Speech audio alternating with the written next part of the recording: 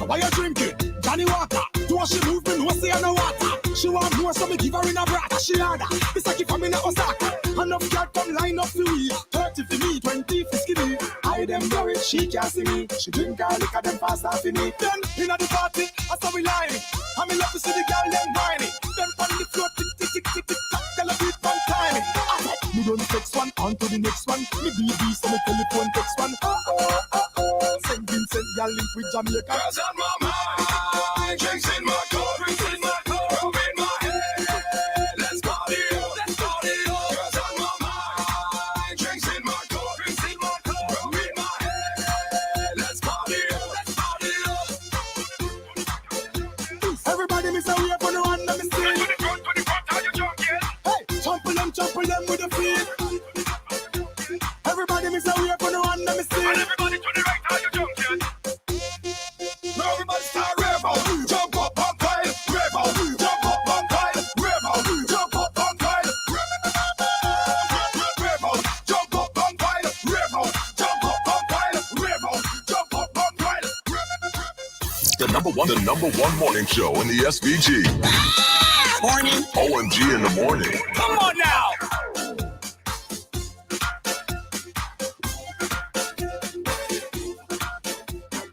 OMG in the morning, OMG, OMG. Good morning to you, St. Vincent and the Grenadines. Good morning to all the folks locked on to the trending station, Boom 169. Whether you're listening at home or abroad, near or far. A wonderful, a beautiful good morning to you. It is Thursday morning. It is a Throwback Thursday right here on the trending station. And of course, you know, it is summertime.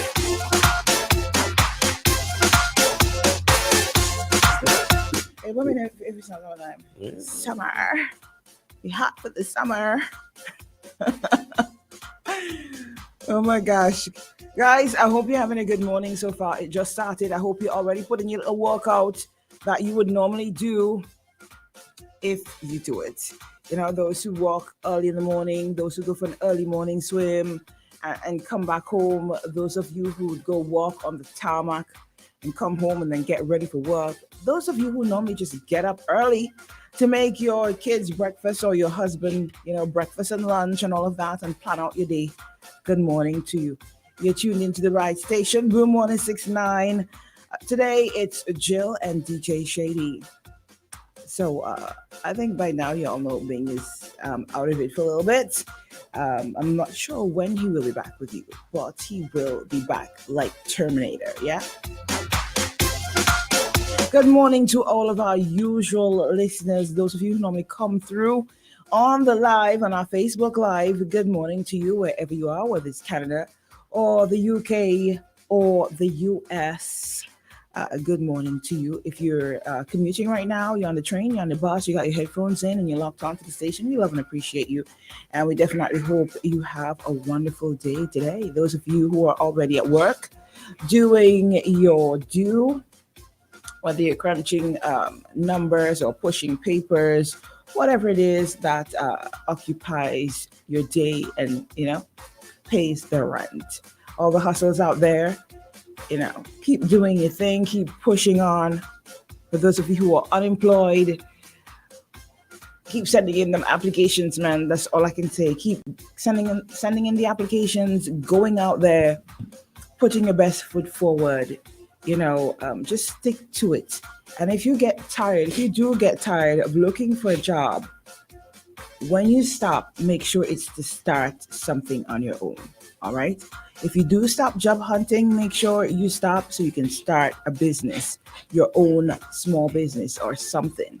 All right. Sometimes it doesn't pay to just sit down and wait. Just get proactive. Do something on your own. Something I was looking at the other day is like online jobs.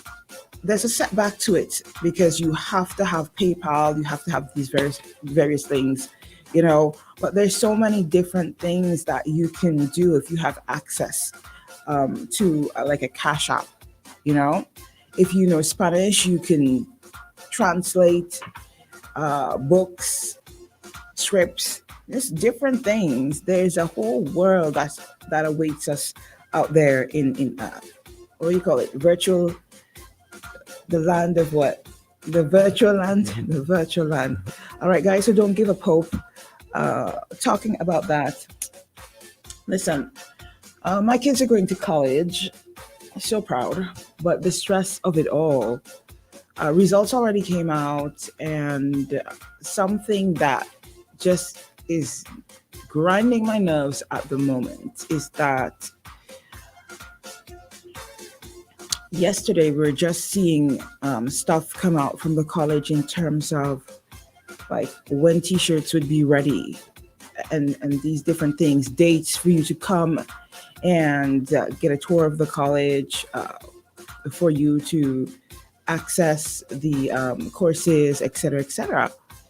And I think college opens next week? Is that next week? No? I'm not sure. But I know it normally open after. But the last minute thing is killing it's killing parents. The whole last minute, like cost for courses is my issue, right? So we were trying to get the cost for the courses so we can start paying for them, so we know what you're doing. And we needed a letter, and they were saying that you can't get the cost for the course until they get accepted, which I don't understand. It should be public knowledge. Some of these courses, it should be on their website, the cost for the different courses that the students will be doing.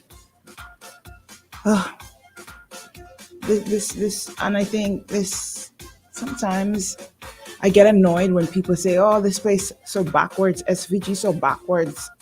I mean, it's even backwards. It's just low and it's a whole heap of red tape. But it's kind of the same thing. I'm telling you, we'll stress out more on that. But let me just say good morning to some of our usuals. Good morning, George Ballantyne. You hear my voice? I don't know what happened. I don't know if it's an early morning voice, but George says, Buenos dias, SVG and the Boom family. Blessings, everyone locked on from Pennsylvania. Buenos dias a todos, ¿cómo estás? Preston John says, morning, Jill and Shady. Good morning to the OMG family. Greetings from sunny London. It's good to hear London is nice and sunny. We know it's normally chaotic there weather-wise. 1 minute it's raining, 1 minute the sun is shining, the next minute is, So big up to all the folks in London at the moment. Good morning to you, Bernadette. Good morning, darling. Good morning, Winston. Highly favored child. Alita Cumberbatch. Good morning to everybody. You guys who are here listening via the radio, you can link up with us on the WhatsApp 455-1069. Sending your voice notes and your comments. And of course, you can call us live right here on the trending station 451-1069. Well, let me tell you something in terms of conversation. The road is ours today. I tell you, so many things happen. I heard y'all were talking about the situation in Canada yesterday. People are still talking about it. Various things would have happened for the past, 3 days? Right now, let me tell you what I vibed on. And there's some stuff that I didn't even hear get touched. There are different things for us to vibe on this morning. One, I don't know if y'all noticed, but the girls' high school have been down for what? 3 years, Shady? 2-3 years? 2-3 It's been years, a I while. think. They have been out at the Annisville for a while now. And we hear, I think the last rumor I heard about the girls' high school, for those of you who don't know, the girls' high school has been under construction for a while now.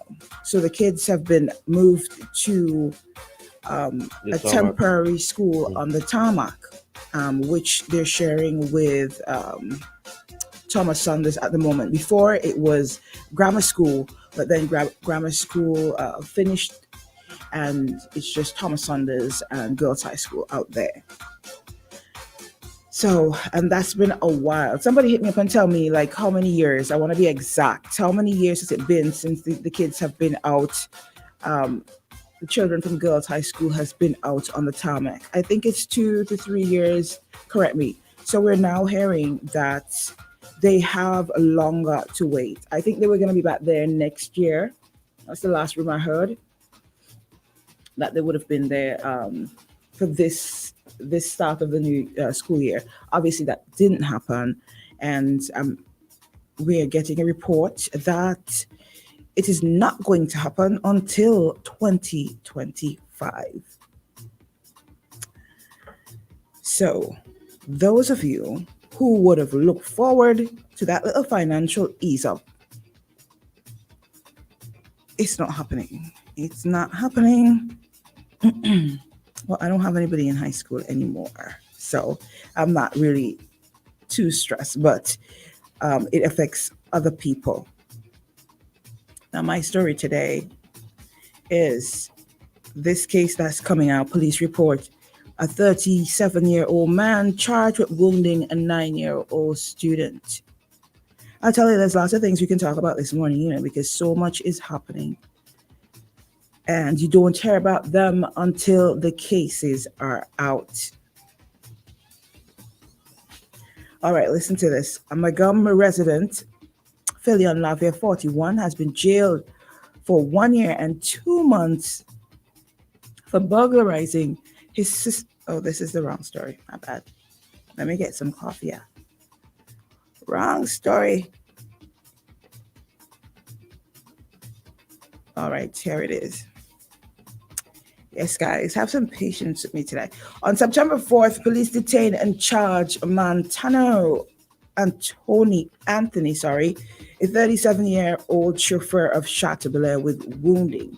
He is accused of unlawfully and deliberately hurting a 9-year-old pupil at the same home with a flashlight on the side of his head. The incident occurred on January 21st at 6 p.m. in Chateaubelair. And before that one, we had the story of a woman burning her child with an iron. The case was postponed, and he appeared at the Kingston Magistrate Court and pled not guilty to the offense. A tired talk about crime, a tired talk about these things. I'm telling you, it is something else. And apparently there's no loyalty either, because this man's been jailed for burglarizing his sister's house. Which direction do we go? Crime, or do we talk about the school issues in education? Oh my gosh. All right, Amalgam resident 41 has been jailed for 1 year and 2 months for burglarizing his sister's home and stealing $600 in items. Oh my gosh, things have been real bad. Shady, would you burglarize your sister's? At least actually will lend you some money now. Like, seriously, $600 worth of items when you could just ask your sister. Well, then again, we don't know the kind of. And get it, so. So the next option is to just, here we're going on, okay? And listen to the stuff that he stole, right? A black sports bag, a black and brown leopard color Michael Kors purse, a yellow purse with golden straps, a black purse. So he was stealing so that he could sell. Yes, I don't know what to say.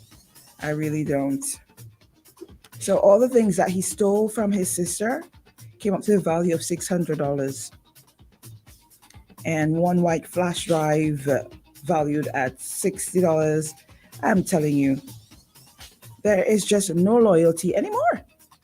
The fact that you have to steal from your sister. How about I would understand if if she don't give him, you say, okay, let me help you sell them and you give me something from the profits. Oh, I don't have it today. I don't have it today, guys. I really don't have the patience. And Shady, let me give you space over there. I don't have the patience to deal with some of these things this morning. Guys, I want to remind y'all coming up at let me see, 7:45. We have Plain Talk with Jomo Thomas. And of course, we'll be chit-chatting throughout that space of time. It's throwback. We'll be also giving you some of the favorite throwback jams. Before we had our Back to the Future. And I want to remind y'all that Back to the Future is sponsored by Pier 1 Heineken Fridays. Check them out every Friday at Pier 1. All right. Shout out to the Pier 1 family, the Four Shells family, Dean and his entire crew. Good morning to you guys. I have some reminders before we go. Yeah, my throat it's not in the best place. I'm telling you, my throat is not in the best place this morning. All right, we're gonna hear a word from Flo. Flo is reminding you. Okay. We don't have anything from Flo. We have our KCCU EduTech promotion going on. Embrace the future of education with KCCU EduTech. Head back to school hassle-free with financial support from $3,000 to $5,000.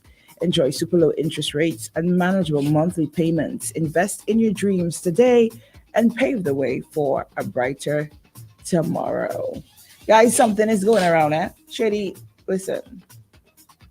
I don't like you sniffling over there, but something is going around, and try your very best not to catch it. Try your very, very best. Culture Bar. Check them out. They're open. They're located in Calico, and they're open from 3 p.m. Monday to Thursday.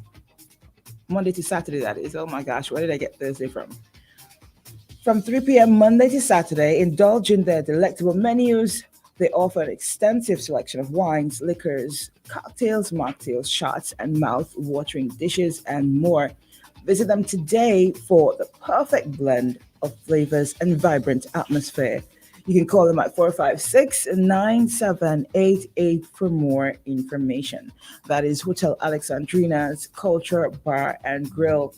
All right, if you're looking for a great spot to relax after work, or, any day, anytime, just remember they're open from 3 p.m.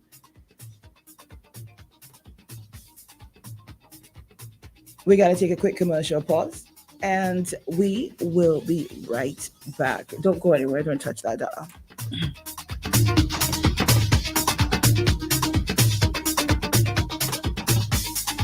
Be ready for school with the coolest deals from Quartz. Shop today and get big discounts on laptops, tablets, printers, televisions. Isn't it good to know that no matter where you are, you're covered? Covered by a company owned by Vincentians that understands your unique insurance needs.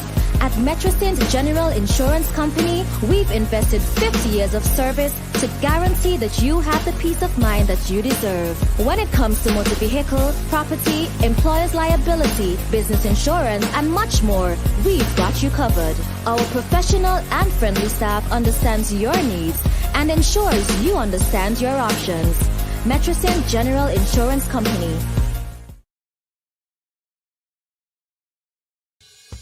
Keep calm. We're online now. Thousands of local content for your viewing pleasure. Live. Boom. IKTV. Tune in. Get interactive. Get involved with WhatsApp or Instagram. Interact live. Party. Always wanted a motorcycle. but they've been too expensive. I pass in on my way to work, and then boom, I see Courts have motorcycles outside. I'm excited. I get up one day, I go down, I spoke to this guy. I think his name was Sheena, this short, chubby little guy, you know. I purchased 2 bikes so far. It was the 150 SL and the 250 Dragon. This blue, beautiful AKT TT Dragon, this is my baby. I call her Becky. She gives me the best ride ever. My name is Storyboy Nick, and I live to ride my AKT. Isn't it good to know that no matter where you are, you're covered? Covered by a company owned by Vincentians that understands your unique insurance needs.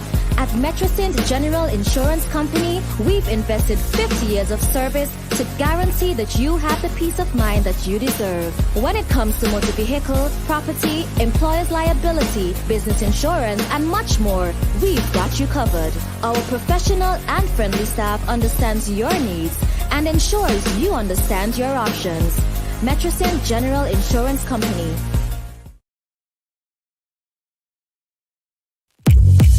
Your vision is our mission at Courts Optical. Shop today for up to 25% off.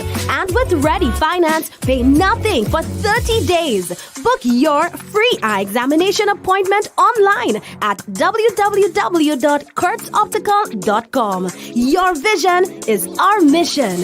Up to 25% off your completed eyewear. Only at Courts Optical. Value you can see. Conditions apply. See in-store for details. Keep calm. We're online now.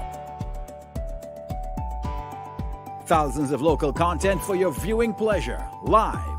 Boom. IKTV. Tune in. Get interactive. Get involved with WhatsApp or Instagram. Interact live. Party from home. Subscribe, follow, send us your voice notes. Check us out on Instagram, Facebook, WhatsApp, or call us live in studio. Be where the world is going. Stay home and connect online. Boom 1069, IKTV. Join the evolution. It's all about you. Connect now.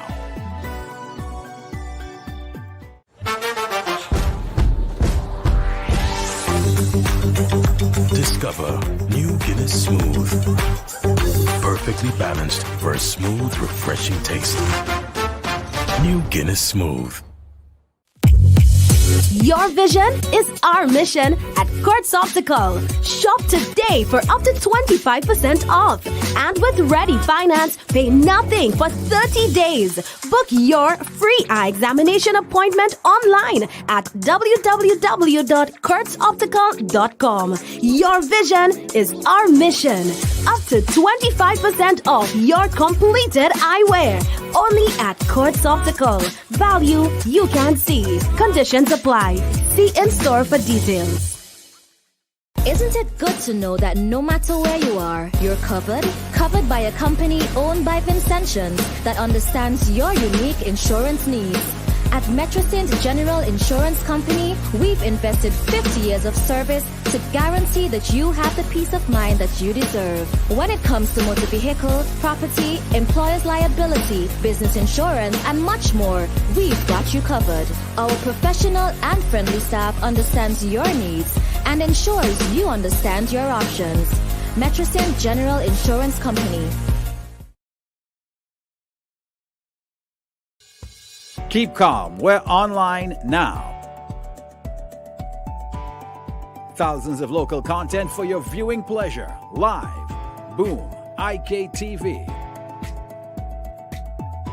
Tune in. Get interactive. Get involved with WhatsApp or Instagram. Interact live. Party from home. Subscribe, follow, send us your voice notes. Check us out on Instagram, Facebook, WhatsApp, or call us live in studio. Be where the world is going. Stay home and connect online. Boom 1069.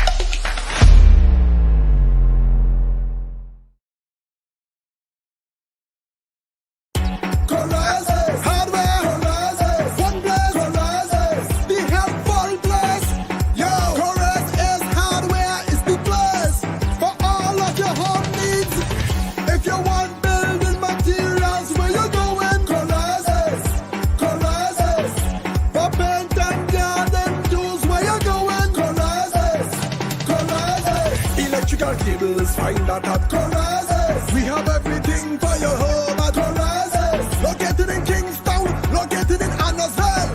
Pembroke, Diamonds and Bankwell. Shop at Corazes. Hardware Corazes. Helpful Blaze Corazes. One Blaze Corazes. Corazes. Paladin SVG Inc. Alarm Solution is second to none. We offer intrusion alarm systems, security radar, active infrared beams, and emergency alarm systems. Get perimeter protection for your premises. Active infrared beams protect large areas. Our radar video linkage solution sends data to PTZ cameras for active target tracking, so you can take immediate action. Intrusion alarm systems offer reliable protection and records video the moment the alarm is triggered and sends footage to users via email or the app. Intelligent alarm systems mean you can control your home from anywhere in the world. Find out more at Paladin SVG Inc. at telephone number 784-457-7241. Special 5. Memorial Funeral Home is dedicated to meeting the needs of our customers. We go above and beyond to ensure satisfaction and convenience. That is why we are extending our services to the diaspora. Working with Caribbean Funeral Home in New York, burial packages can now be completed in New York to cover burials in St. Vincent, and likewise, packages can be made in St. Vincent to cover burials. Yeah. Spin, yeah. I don't want no CD, no MP3. Don't want no love to come download me. So fed up with technology. Computer loving is not for me. Let's take it old school like 83. Put me on the table like a record spin me. I wanna feel you need a baby. Scratch it for me. Like a record spin me, yeah. Yo, my DJ spin me, yeah. Love the way you play spin me, yeah. Like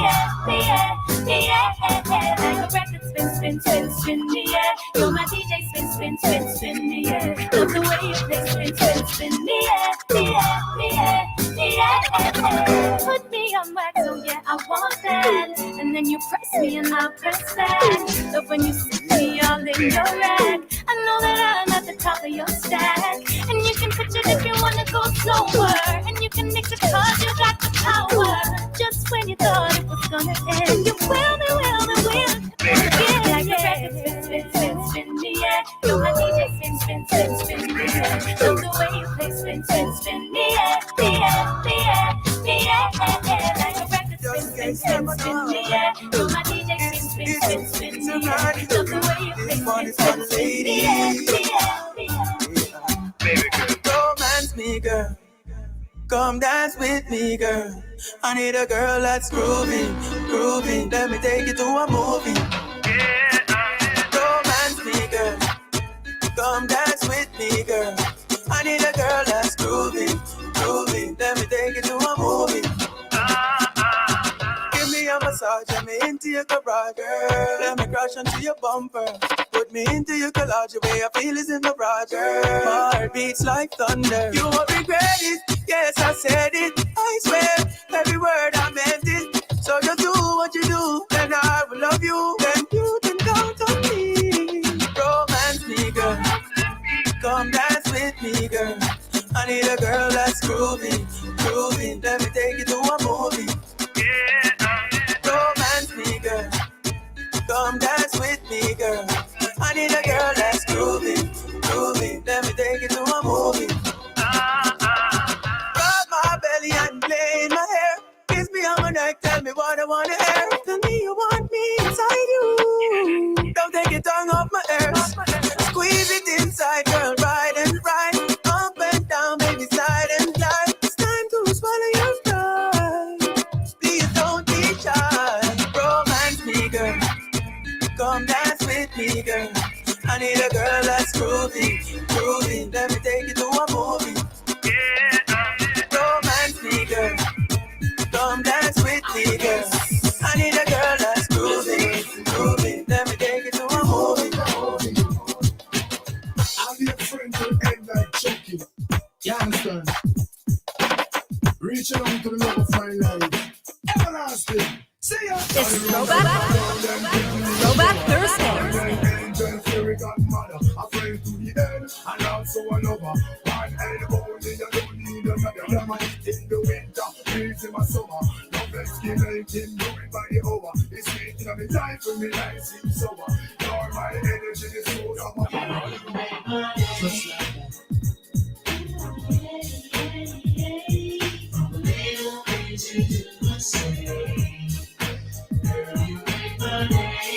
Don't go.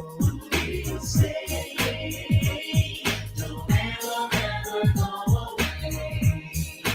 Girl, you make my day. From little things you do or say. Girl, you make my day. Don't go away. Don't ever go away. You want to be on me house, on me dream. Remember that the move, no matter always in your green time of me life. Girl, you want me queen, you know my loving is pure guaranteed. So don't ever leave me, stay by my side. Loving you is easy, my future bright. Woman, my heart is open wide. The way you make me feel, I just stay high.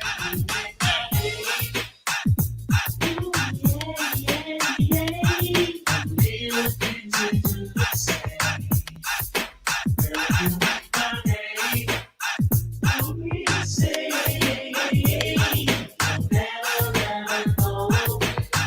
We giving you the best throwback. I love it. On 106.9. Somebody make my dinner. Oh my God. Some coffee. Serious throwback. Listen, I'm telling you, I don't know if that's why I feel the way I feel, or that's why my throat is behaving the way it's behaving. I'm hoping that's it. But some freshly brewed coffee would just hit the spot and make my day. Or some Max Pizza. I'm telling you. Or some Max Pizza. Why are you stressing, but I already told you what to do. You gotta make the boss moves, Shady. Boss moves. So Winston is saying we need to talk about Kanawan once more. Winston. It is an important topic. It is. And yes, it is still trending.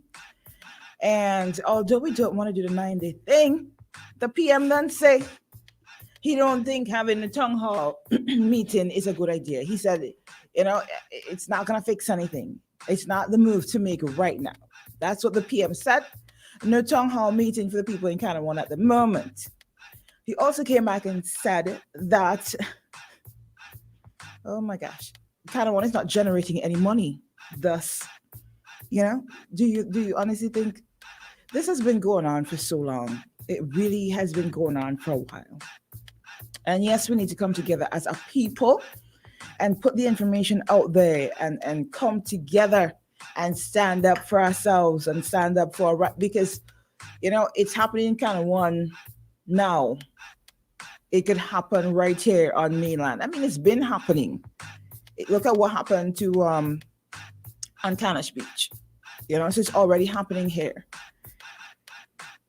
Talking about these things, unless we put some action behind it, is it really?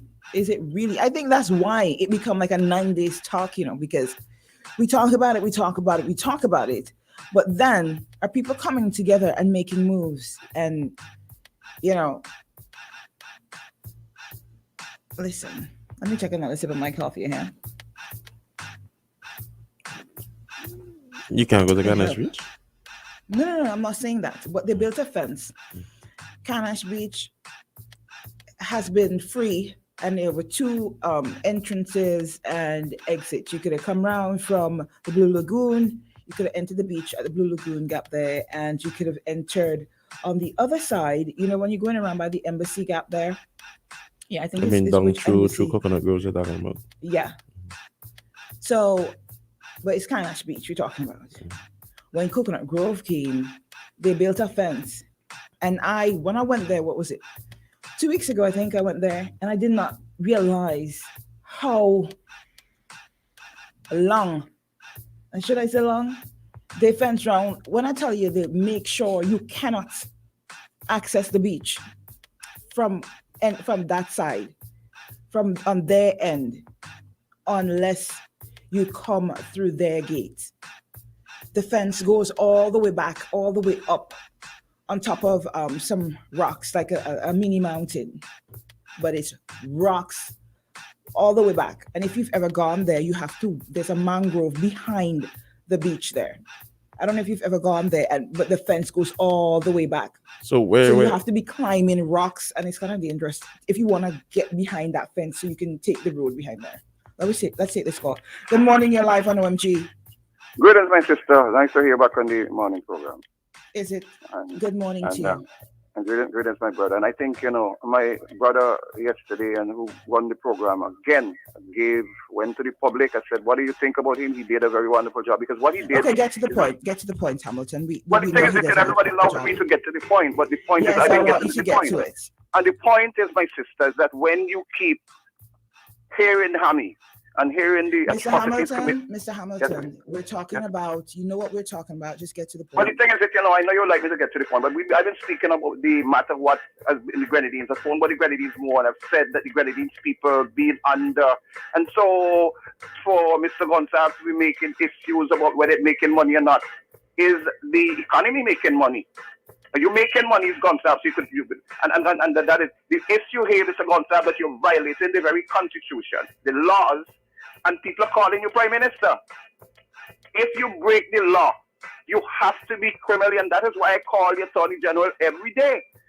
These Grenadines people, according to Carl Bailey Frederick and other lawyers I've spoken to, they've been going through hell. $1 tax. They have put God in court passed laws when they had, for example, they didn't pay the solid waste bill, cut off their lights. You have committed atrocities against them, destroy the agriculture, and all you could talk about, Mr. Gonsalves, is not making money. Are you making money? And I'm only saying it is time that we stop this Prime Minister and hold Mr. Gonsalves before my son and hold him to account. We have a very serious situation. I hope that we could talk it again. The brother allow us to raise it about people being vaccinated and not sent back to work. And then all of a sudden, Mr. Gonsalves took back 40%. Which is a total violation of the very reason why he sent them off. And at the end of this program, you're going to hear everybody tell how he may come to this point.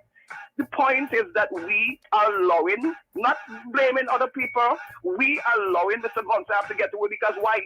Some people, I could have been part of it, is that he gave you some little favor, gave you some scholarship, gave you some kind of a little favor. Same thing with Venezuela, same thing with Donald Trump, with Biden. We have to say, and I want Jill to say it, Mr. Gonsalves, why did you put Hamilton out of a job? Why did you? This is not about you, Mr. Hamilton. That's why I keep telling you. Not about Hammy. Why did you put the people of St. Vincent, the farmers, out of a job? Why are you destroying the people of the Grenadines and those people? I am saying it's not about me. If it's about me, my sister, you don't hear me. Don't tell me that. I talk for you. I'm telling you, there are times when you take up a lot of. It is about me, then obviously. All right, guys. So I cannot speak to a rock. So, and sometimes Mr. Hamilton behaves like one. Yes, he brings some valid points, but not this morning, not today. The reason I say get to the point is because we have time constraints. And when you have to go around the fact that, I call this and this, no, sometimes I think he makes it about him too much. If you're listening, and you know what, you can call and complain how much ever you want and say you're going to send whoever, just not today. You can call back, no problem, but just not today. All right. Yes, like I said, he's on point today, but get to it and stop talking about himself. Why you do this to Hamilton, not today. All right. Now, Jambuns was saying there's no such thing as Grenadines people and mainland people. We're all Vincentians. That is true. You have a point there. And I happen to think that way.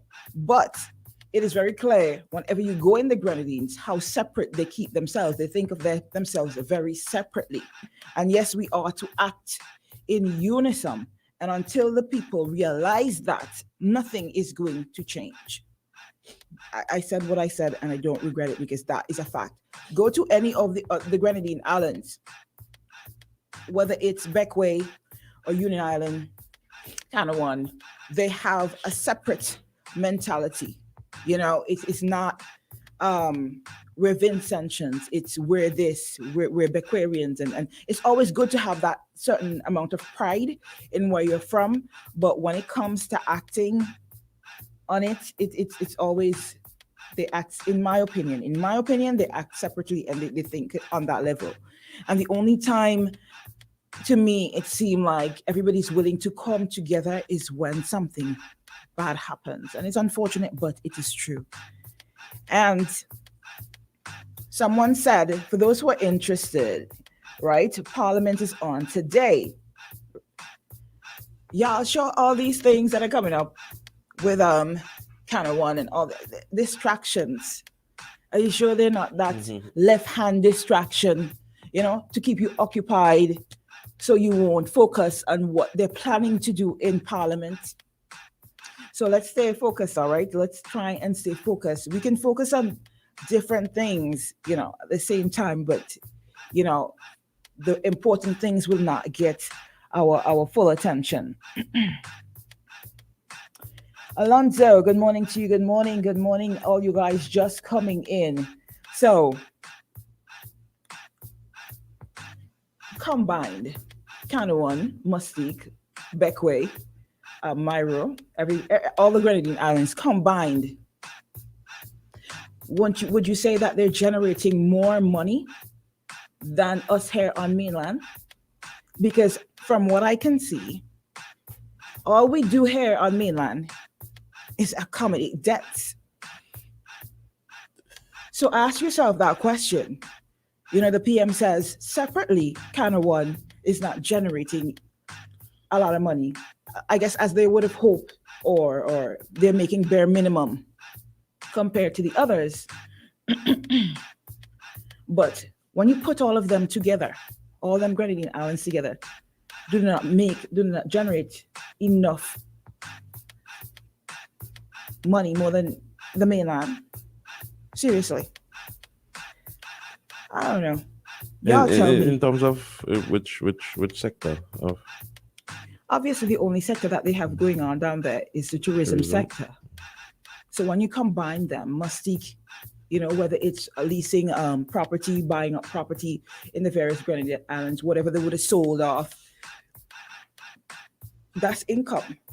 You understand? So they're definitely generating money. Whenever they sell off something, whenever people come in, all these different things, they're generating income. And more people come to the Grenadine Islands and stay even though they come to St. Vincent, you find a lot more people staying in the Grenadines than they would on mainland, because there's nothing to do here on mainland. There's very little to do on mainland. You understand? I mean, we have things, but they're not being utilized, or they're not being the things that we could create here for tourists, attractions that we can push, they're not being explored. So we got 7:45. We have Councillor Thomas coming up, and of course we got to take a quick pause before we take on Councillor Thomas. Or we're going to straight in. All right, it's now time for Plain Talk with Jomo Thomas. Plain Talk. Plain Talk with Jomo Thomas. So much things to say right now. All you talk now on OMG.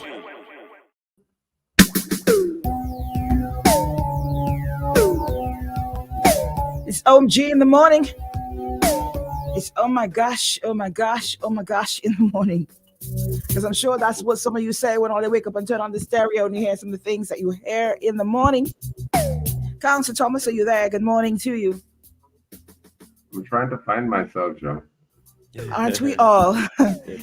Aren't we all? I think we go to that stage every once in a while.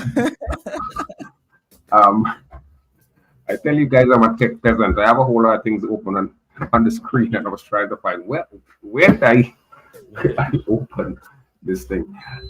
Look, yesterday I was talking about the Kanawan situation, and I want to go back to Kanawan again, because I have been speaking about this issue for years, and no one seemed to, well, not no one, but certainly the authorities seem to have lined up with the foreign investors over nationals. And I think it is a credit to Ms. Deborah Snag and the other residents of Kanawan for putting in the kind of work that they have put in over the years and what Ms. Snag is leading currently now to protect the ancestral and historical rights of the people of Kanawan, and by extension, the people of St. Vincent and the Grenadines. Because as we are seeing, based on the emphasis that we have on tourism and the policy of the government to sell out a lot of our land to foreigners or to give it away, as we saw in the case of Bukaman, we may have serious problems. And to show how fortunes change and to indicate the ways in which people speak with forked tongues, I want to read for you an excerpt from a letter that was written to the Vincentian on the 23rd of December, 1999. That piece, the excerpt from that piece says, "The people of Kanawan have had to put up with the indignity of having their ancestral and historical rights being taken from them. The natives need passes to enter onto historical lands to get to the beaches." Well, what do you know? The person who was writing on December 23rd, 1999, is none other than the Prime Minister of St. Vincent, the current Prime Minister of St. Vincent and the Grenadines. This was Ralph Gonzalez writing in 1999. I want to read again. "The people of Kanawan have had to put up with the indignity of having their ancestral and historical rights being taken from them. Natives need passes, as in apartheid South Africa, to go to their historical lands and beaches." That was Gonzalez, 1999. I sound like it. How I And in 2 years, 2 years after, 2 years after, he became Prime Minister of St. Vincent. 23 years after, he's still Prime Minister of St. Vincent. And one would think that based on the strident rhetoric that he had back then, that he would have done something to remedy that situation. What he has done, what his administration has done, is to follow through on the neo-colonial arrangement which was made by the former NDP government, led by James Mitchell, which allowed a group of foreign investors to take over the land. In fact, the initial lease was for 1,200 of the 1,800 acres of land that constitute Kanawan. In other words, they gave away 3/4 of Kanawan. And this was back in 1990 when they did the Kanawan Resort Development Act. Significantly, in the Kanawan Resort Development Act, the government of James Mitchell and the NDP passed in that act, in the appendix to that act, said that the lesser, section 8 of that act says the lesser waives any right, the lease waives any right of the lesser to compulsory acquire premises or any interest on the premises. So back in 1990, our government passed a law that give away 3/4 of an island that belonged to St. Vincent and the Grenadines and put into law something that says that our government, unlike their ability to take your property, Jill, or my property, or the property of any other Vincentian, they say this property in Canawan, they do not have the right to acquire it in the public interest. These are the kind of guys we have leading us. And what the Prime Minister of St. Vincent may want to tell us is that was James Mitchell who did that. But you know what? He has been Prime Minister for 23 years. And remember, I started by quoting him, where he said the people of Canawan have had to put up with the indignity of having their ancestral and historical rights being taken from them. He has done nothing in 23 years to remedy that situation. But it goes further, because this section of the Act about the lease waives any right of the lessor to compulsorily acquire any interest, to acquire the premises or any interest is in clear violation of the Constitution of St. Vincent and the Grenadines. Because Section 6, which talks about protection of property, says that yes, you have a right to protection of property, but the government has a right to compulsorily acquire your property in the public interest.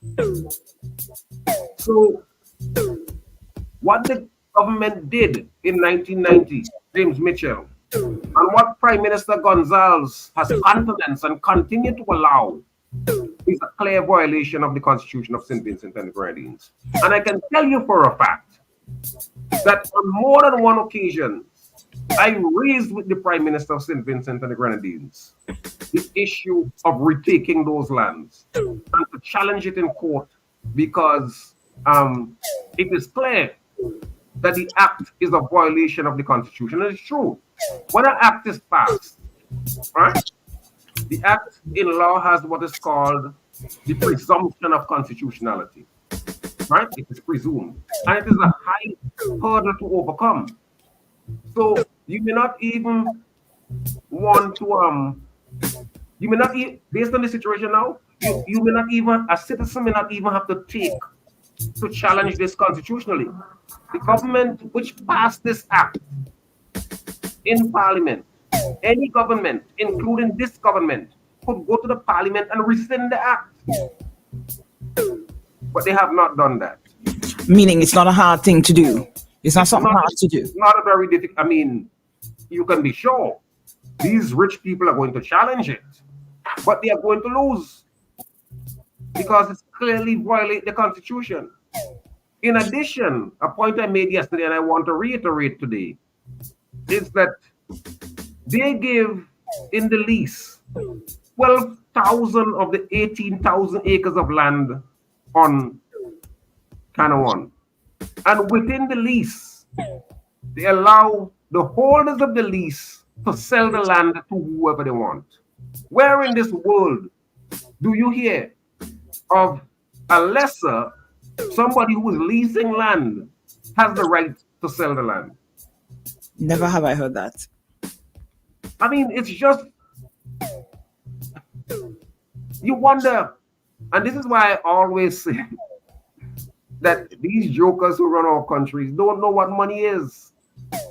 So you heard Gonzalez yesterday talking about, oh, you know, we have gotten $100 million from Mustique in the sale of expensive properties. $100 million? And what we getting it from sale? Council, let's take this call, please. Good morning, you're live on OMG. Yes, good morning. I've been hearing about that statement the Prime Minister made about the agreement signed with the investors was done under the NDP. Now, that's why we have this political divide in the country, because everything is NDP and ULP. As far as I'm concerned, the agreement is signed between the government of St. Vincent and the Grenadines and the investors in Canawan. It doesn't matter. Sir, McCullough, that's the truth. But the fact of the matter is that it was signed under the NDP and NDP governance. The larger point is this: and the larger point is the point I want to make, is that this government or any other government can go to the parliament and resign that and rescind the Canaron Resort Development Act and to cancel that lease.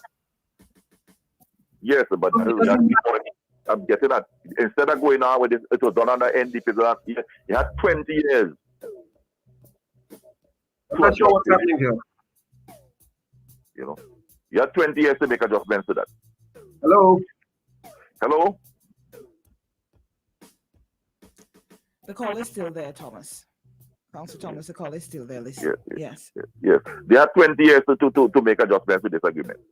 But Yes, you're making the same point I'm making. You know, so in my view, it is an act of cowardice on the Prime Minister's part to go talking about the agreement to sign on the NDP. All right. Right. The other thing is, I listened to an interview with the Chief of Security of the Canawan Development. And he's saying that the lands that they occupy are the lands that they own. And it goes on either side of the road. So that makes the road their property. Now, in the area that I live, the Calico Anglican Church owns land on either side of the road that takes you Chapping. And so does the Huggins. So could they have come and put a gate on the road and say, well, this is our land. We don't land either side of the road. So we can block off the road going to Chapping?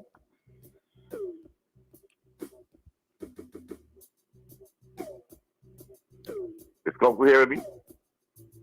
Councillor, are you hearing the caller? I think he's either thinking or he can't hear you. Councillor?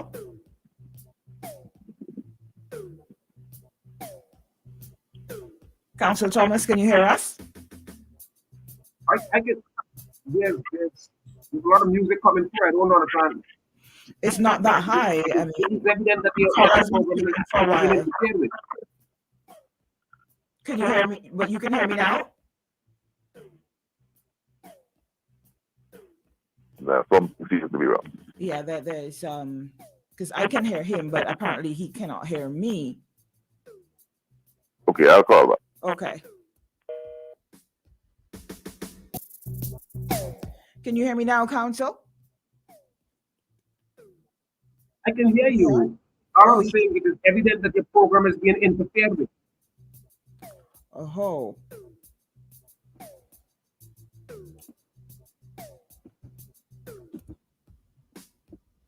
Well, hello? All I heard you say was that I can hear you, but it's obvious the program is something. Yeah, your program is being interfered with. I don't understand what's happening. With. Oh, okay. I'm not sure what what's happening either, but but I don't know what all you heard before that caller called in. I pretty much heard everything that you were saying before until he called. And he was basically. Yeah, I understand what he was saying, but my point is that he doesn't want to hear NDP, and I don't know why he doesn't want to hear NDP, because the sellout began on the NDP, and there's not the historical record need to be set straight, but that does not absolve the current government. The current government is equally culpable in selling out the country.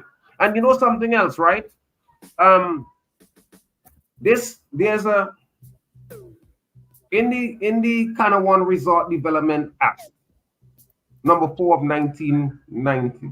This is a 99-year lease, as I said, and the government gets little or nothing per year.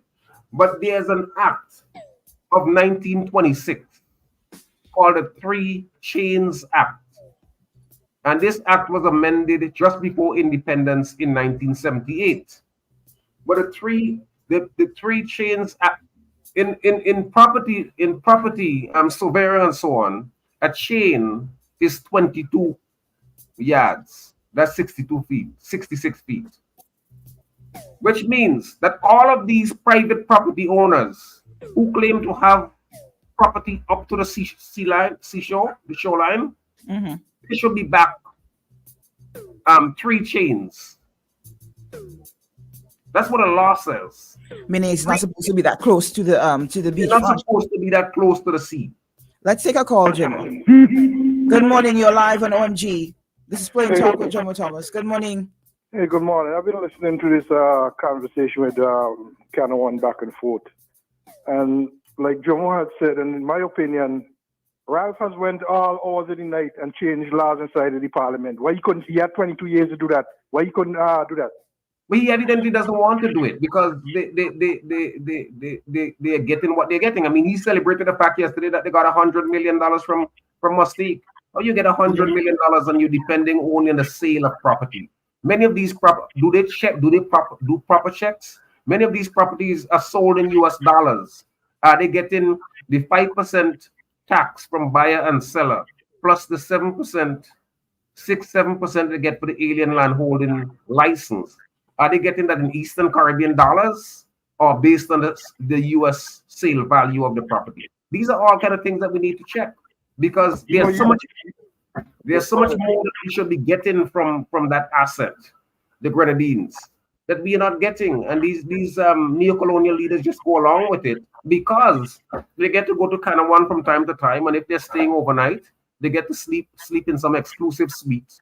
And they think that is that's the best thing since Jesus came.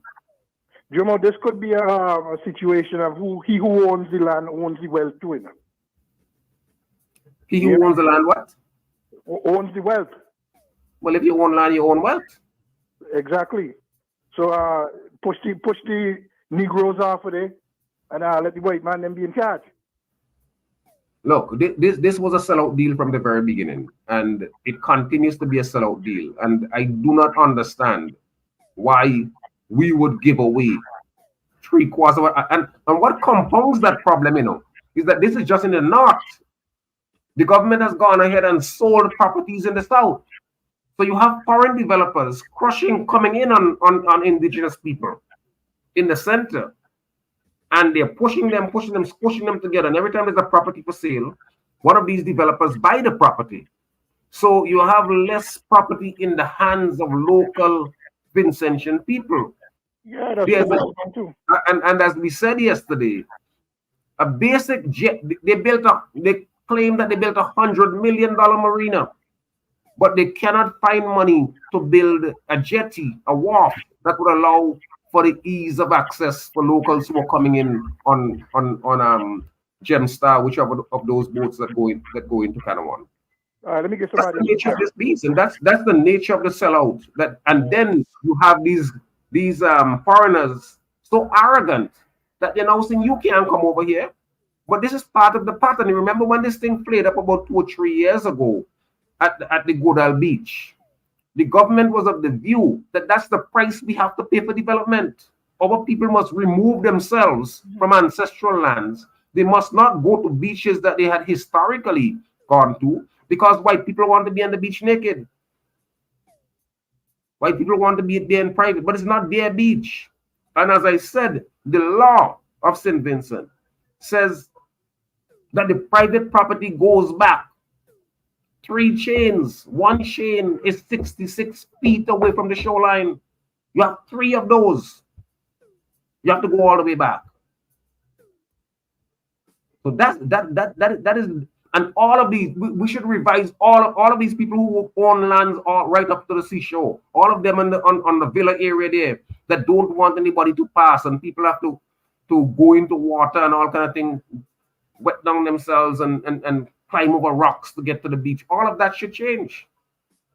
Because this St. Vincent is about our people. And, I was driving, having been out of the country so long and sometimes don't even doing so much work. I was amazed at the amount of people who still go to the beaches. And they have so many, local people, and they have all kind of difficulty getting there. Council, let's go real quick. Good morning. You're live on OMG Plain Talk with Jomo Thomas. Yeah, good morning. How you doing? I'm good, thank you. Okay. Council, could you explain to me, please? Now, if you lease the land, which means the lease is for a particular period. If you do what? If you lease the land, which means the lease is for a particular period, right? Which means after the lease, the government will get it back. How are they able to sell that land? how are they able to sell that land now? What would happen to the person who buy that land? Who buy which land? The land from the person who lease it. Well, the lease says that the lessor can sell the land. Right, but remember, if the lease land, as I said, I understand what you're saying. Right, but how well, are they able to sell that land? If I bought that land from the leaser, would I get a deed? Of course, you get a deed. Of course, you get a deed because that's the sellout. That's the sellout that was framed by the NDP in the Canada One Resort Development Act, and that's the sellout that has continued under the ULP for 23 years. That they say that these developers, I mean, these people have to be filthy rich by now, because this is from 1990, so this is going to go all the way to about what? 2069. And by the time we get to 2069, there may not be any of that land, any of that 1,200 acres of land left that would return to Vincentians, because the lessee would have sold it all. So when the prime minister said in his recent statement that the developers in the north are not doing what they need to do so that properties can be developed and sold so that he can get sale tax and alien registration license tax. It's clear that this man is being nickel and dimed, that he settles for trinkets when we have a gold mine that we are giving away. Do you know the amount of money that they make on Mustique? You know the amount of money they make in Canawan? And all of these foreigners take it and carry it away, and our people can't even get a jetty in Canawan, and the roads in Beckway and in the Grenadines are in horrendous state. That is so true, Council. Thank you. All right. Council, I'm going to ask back that same question because I still don't understand either. You got to say it again, Jill. I didn't hear you. I'm going to reiterate the question that the caller was asking you because I do not understand either legally how, if you lease the land, because that's not something ordinary people on the ground could do. If you lease a land for 10 years, right? How is it possible? Because you signed a contract. To sell the land. Possible for you to sell the land legally and retain the buyer retains deed? My argument has been that it is a legal fiction for you to say that you can sell land that you lease. And that was my basis when I raised with the Prime Minister that this whole thing need to be upended. And his response is that, this is complicated. They may bring in big shot lawyers and so. So what? We are taking back what was given away. And I don't see any reason why a court, even if this were to go all the way up to the Privy Council, how we can lose it. I don't see how we can lose it. I mean, they may make an argument. Well, there are certain legal arguments which can be made. There's an argument in law called laches, which means that you spend so long before trying to correct a wrong. Put a pin in that. Let's take this call. You have acquiesced, but. Good morning. You're live on ONG. Morning, Council. Did you say 2069? I think it's 90. Yeah, I said 99. So it started in 1990. Well, it probably 2066 might not be. 89. So it has to be 1989 then, if it started in 1990. You're absolutely right. You're absolutely right. I can always count on you to set me straight. Yeah, I think the PM is more upset that they're not making money. The government not getting a lot of money from Tanawan than the people unable to go on the beach. Without a doubt. Prime Minister Gonzalez don't care about whether people can go on the beach. He can go on the beach when he goes down there. He can get to lie down in an expensive suite when he goes there. He's not concerned about the people of Canawan.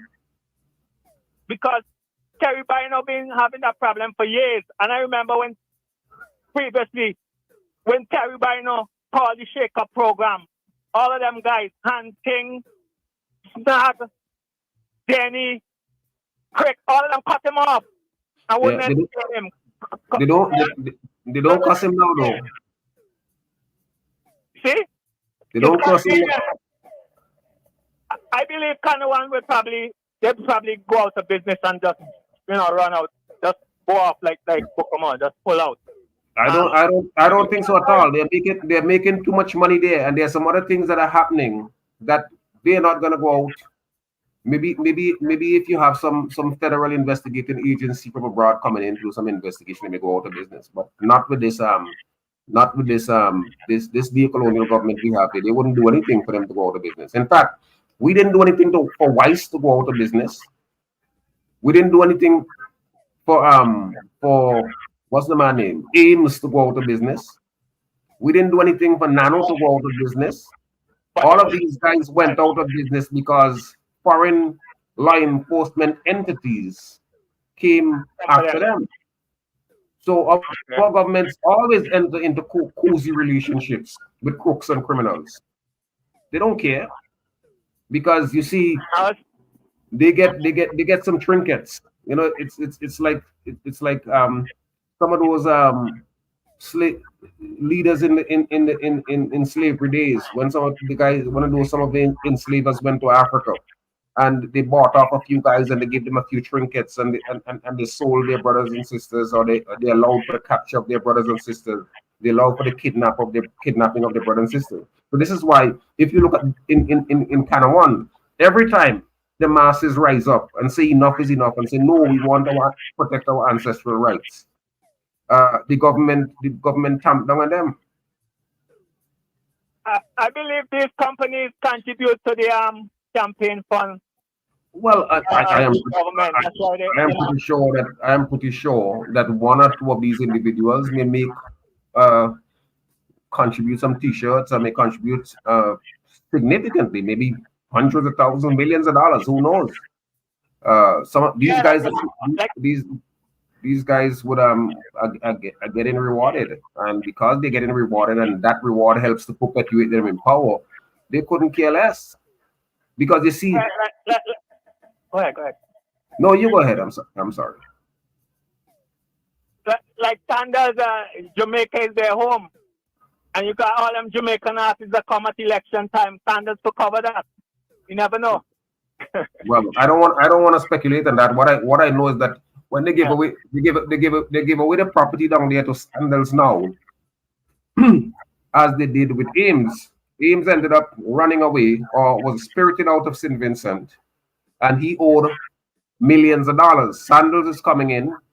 Sandals has an operation down there where workers are being mercilessly exploited. Workers are being forced to work overtime or coerced to work overtime, and then they're not being paid. And when the time comes, they simply ship them out and bring in a new batch of workers from Haiti, Dominican Republic, and Colombia. And the government simply winks at that. You have a Minister of Labor who does nothing about that. You have a Labor Department that is not vigorous in pressing the rights of workers. You have laws that are so pro-worker that you work at a company for many, many years, you get dismissed improperly, and the compensation which you get, even when you are found to have been unfairly dismissed, the law says that the employer must determine whether they could take you back. Rather than say, okay, you're unfairly dismissed, you must be taken back, or if you're not taken back, you should be given compensation for the embarrassment of losing your job, the time that you were out of your job, and so on and so forth. But we don't do that because the government is so anti-worker. All right, thank you guys. Bye. You're welcome. All right, man. All right, Council. Now, let me ask a question. In terms of getting this law resolved, where we're able to sell off most, or we can, all basically by the time we turn around, we have very little land left to ourselves. How can we turn this around, this situation around? Does it take the people of Kanawan or the affected islands to take the government to court to get these lands returned to the people?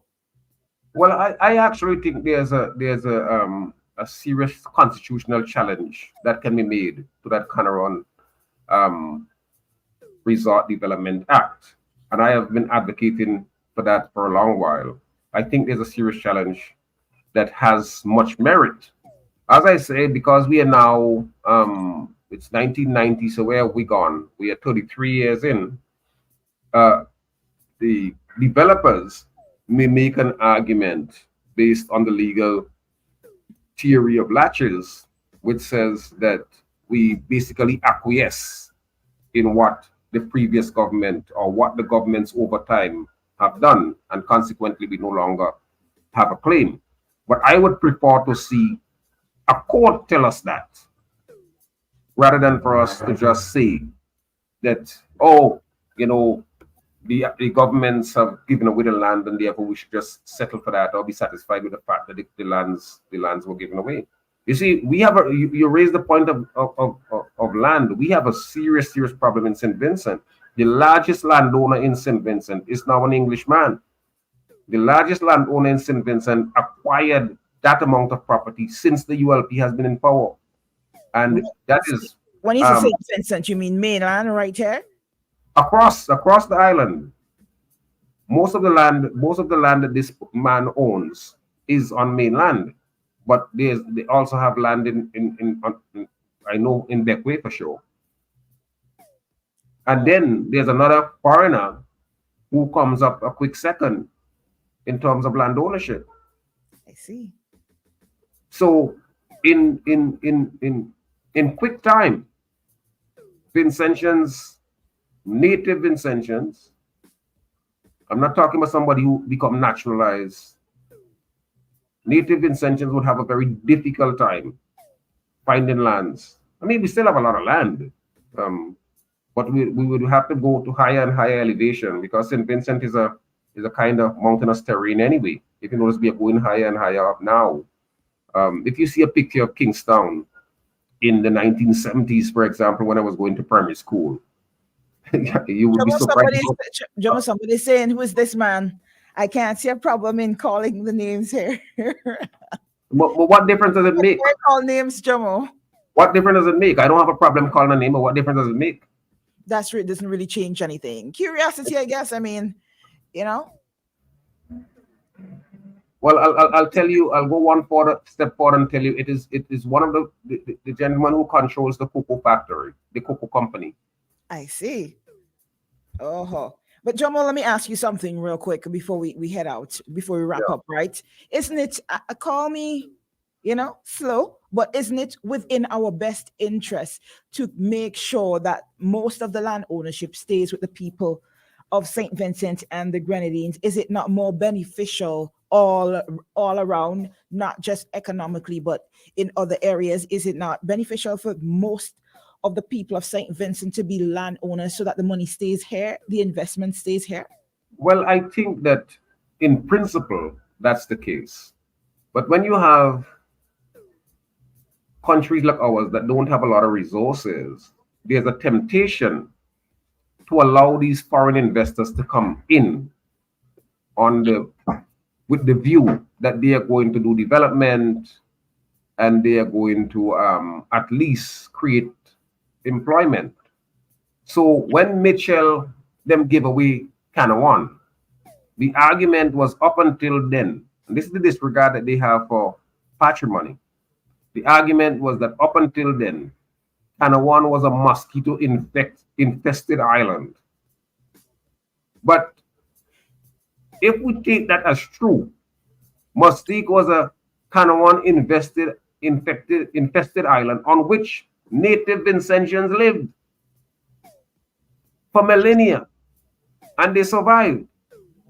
So you don't give away. Your mommy leaves great grandma leaves a heirloom.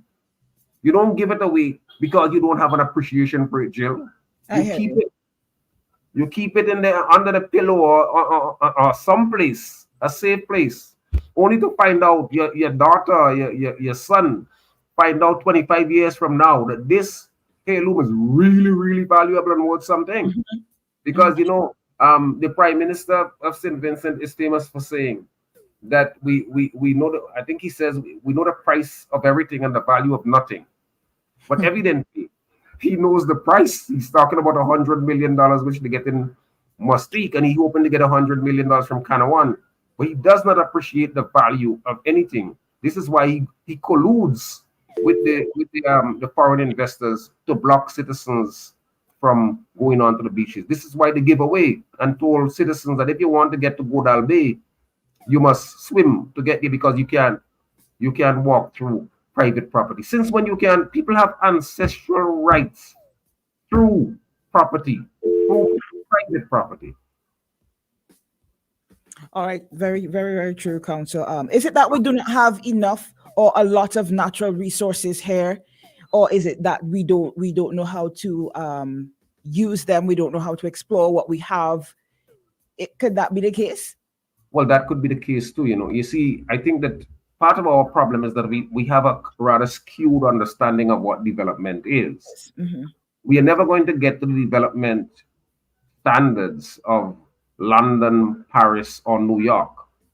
We may not even get to the developmental standards of Bridgetown, Barbados, or Kingston, Jamaica, or Port of Spain, Trinidad. What we can do, though, is develop a kind of governance, a set of good governance best practices. Let me just take this call real quick. That deals with transparency and integrity. Yeah. Good morning, you're live on OMG. Good morning, Council. Good morning, Jill. Now, Council, yes, sir. we have a current administration that says citizen by investment is a bad thing and we should not give away our passport. But at the same time, under their administration, we allow a foreigner to acquire more land than any other Vincentian who born in St. Vincent and the Grenadines. And another thing that they say, we should stay far away from China because China is about land grabbing and taking resources in Africa and Jamaica and other countries. Meanwhile, we're allowing investors to basically doing the same thing you condemn China of doing. What do you think that is so? And Vincentian eat that up. We eat that up like we don't eat up sugar-coated food. Well, I am not so sure. I am really not sure. I mean, the ULP has propagandized that point about citizenship by investment and why it is a bad thing. I am not so sure that Vincentians buy into the argument. Some people who might have been nationalists, including someone like myself, there was a time when that view might have had some credence with me. But the more I dig into our Constitution and study our Constitution, and recognizing that the Constitution itself gives away St. Vincent to the British and to British citizens and British people in the Commonwealth, I realized that this whole thing about citizenship being the highest office in the land is empty rhetoric. And the point you make about foreigners being able to buy up property or gain their citizenship based on the fact that they have a few dollars tells me that we have an undercover citizenship by investment program. But beyond that, the whole notion that citizenship by investment is so bad is not reflected in the fact that the United States, one of the richest country in the world, has citizenship by investment. That across the European Union, there's citizenship by investment. And so the argument that we make here is cheap politics, and it doesn't reflect policy or governance or anything. It thinks that people who are uninformed may be emotionally taken by the fact. I remember one time in the run-up to the last election, one of the ULP politicians said that, if we have a small population, and if we are selling passports, we will have a situation where Chinese or some other people will become the dominant number of citizens in St. Vincent and the Grenadines. But we can look across the Caribbean or wherever there's citizenship by investment. Where has it been said that these citizens who acquire rights by investment came in and tilted the election in one way or the other? That there's no evidence to that. Last thing I want to say to Vincent, and I've never seen an embargo stop food from grow yet. So if we continue to give the land away to foreigners, we're going to have to pay the foreigners to feed ourselves. So you better be very, very careful what we are doing. and what we are accepting. Because they came out and protest for certain things, and these are things that we should protest and let the government go into parliament and change these slavery laws. And I put quote unquote on that slavery laws because these laws are there to protect the colonializers and give the colonializers things that the colonialized have acquired after slavery. And this is anti-reparation, what we are doing by giving away these land. We can't buy reparation on one hand and give away land on the other hand. That is anti-reparation, counterproductive for reparation, yelling. Because that's all it is, yelling, because we're doing the complete opposite by giving away these colonialized descendants of colonializers our land. Because we can't feed ourselves without land. But we have to continue to fight the good fight and blaze the fire. Yeah, the truth of the matter is that I don't think we have been so segmented and segregated and divided that I am not even sure that Vincentians who live on mainland St. Vincent have really embraced the struggles that people in the Grenadines go through or face. So you have to really give credit to people like Terry Bino before, although he has apparently abandoned what he stood for so forcefully in the past. You have to give credit to people like Terry Bino, and to really celebrate and lift up and honor Deborah Snag for her continued effort. Because remember, it used to be Debbie and Terry. Terry has given up the ghost, but Deborah continues to do good work, and we have to celebrate her. But more of us need to understand that Canawan is an integral part of St. Vincent and the Grenadines. And if we give away Canawan, soon they will be coming for Bookament and Peter's Hope, and Mount Twin, and then Kittles Bay. Soon we would not have anything. Exactly. Yeah. Exactly. When the one of them who was supposed to ball for us, them they weak now, so we can't expect them to ball for us after they don't get weak. So we have to stand up because it don't affect me indirectly. We have to stand up because standing up is the right thing to do. But we are now in a state of ungovernability, so we can't fight because we are ungovernable. But anyway, big up all yourself here. All right, Jill, I have to go, but I want to repeat this for good measure. The people of Canawan have had to put up with the indignity of having their ancestral and historical rights being taken from them. Natives need to get passes to go to the beaches as people did under apartheid South Africa.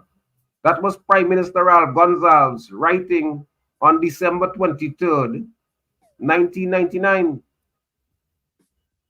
When I tell all of this man is a charlatan, all they don't believe me. Until we meet again.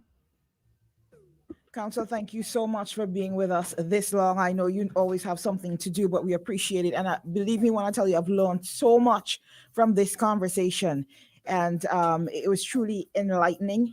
I wanted to ask you some other questions, but I guess they'll have to wait. But thank you so much and enjoy the rest of your morning. All right, Until.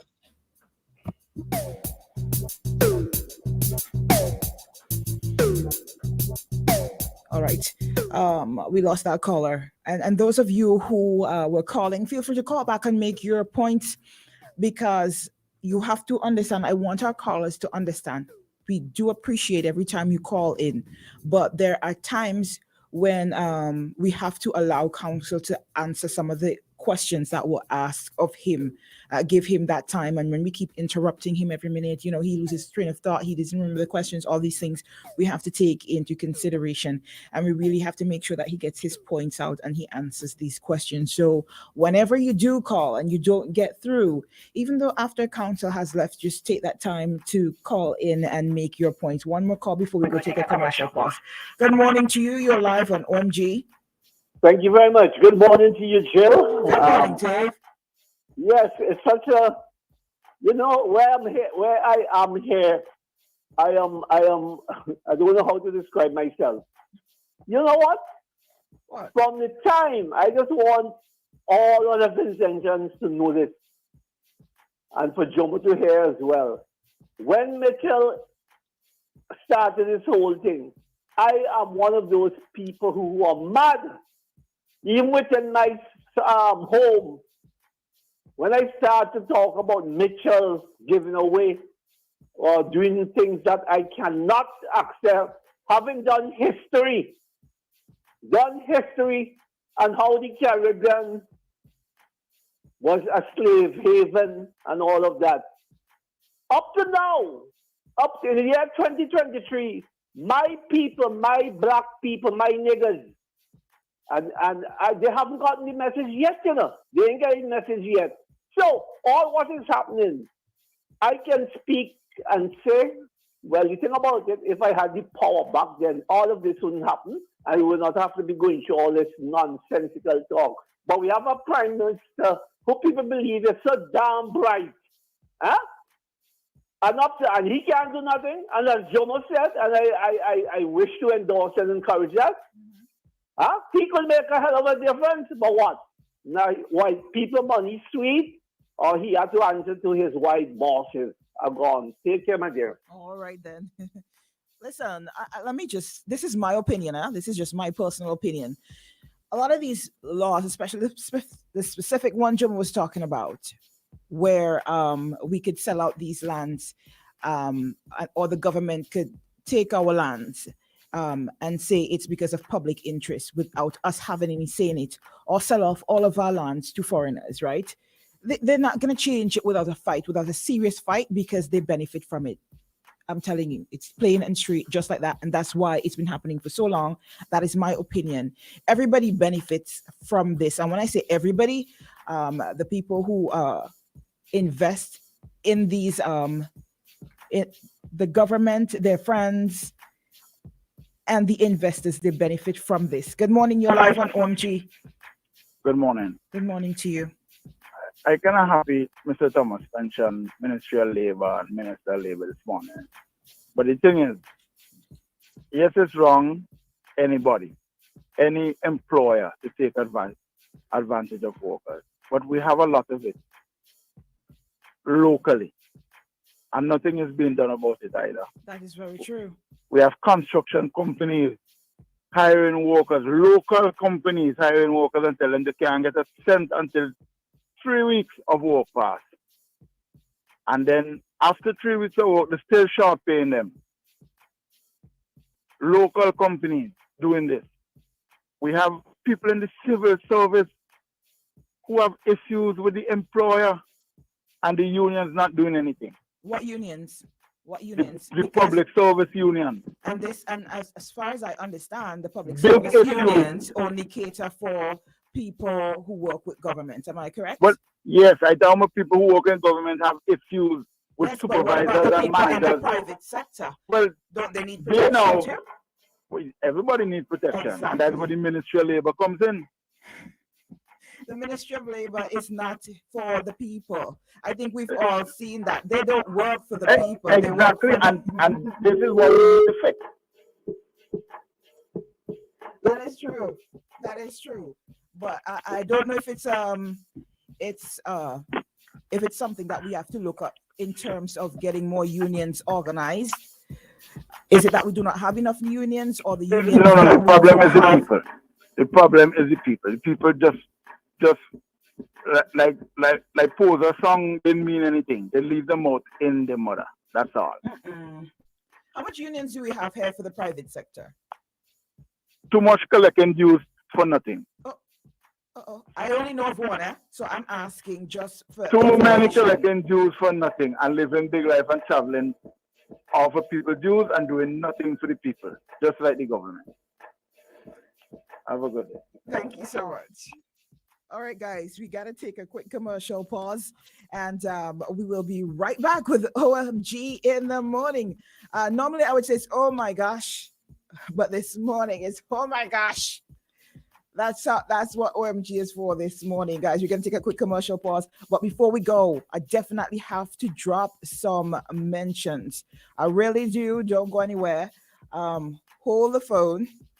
And like I said, those of you who are trying to get in while council was on, feel free to call back. We want to get in all the comments, and we want you guys to get your viewpoints out. Let me see. Guys, remember, we locked down all the social media platforms Also, those of you who have the chance, tune in to IKTV channel 112. Of course, you know we have let me just get this real quick. Yes, we have informative programming, entertainment, you name it. IKTV has got it. Let's move over to Hotel Alexandrina's Culture Bar and Grill in Prospect. Once you're here on mainland, once you come to SVG, feel free to check them out if you're looking for a place to stay. You're coming up from the Grenadines or from the Caribbean, one of the Caribbean islands, and you need a place to stay. Hotel Alexandrina is definitely the place for you. And of course, their Culture Bar and Grill. It's for those of you who are looking for the ultimate destination for relaxation. You're looking for exceptional flavors. Their menu has definitely got it. They're located in Prospect. From Monday to Saturday, they're open from 3 p.m. to until. All right, so you can call them for reservations or for more information, 456-9788, 456-9788. That's Hotel Alexandrina's Culture Bar and Grill. And of course, before we roll out, we got to shout out the folks at Woodsies, located on 1133 Clarkson Avenue, Brooklyn, New York. So all you guys in New York surrounding areas, whenever you're in that vicinity, check out Woodsies. You won't regret them, telling you. I am telling you, SVG tires. We got to move on and get these out. SVG tires, they got a deal going on. And when you buy 4 tires, you get the last, at regular price, you get the last one free. So when you buy your tires at regular price, you get the 4th one free at SVG tires. Check them out today. Let me see, Courts. All right, Shady, take it away.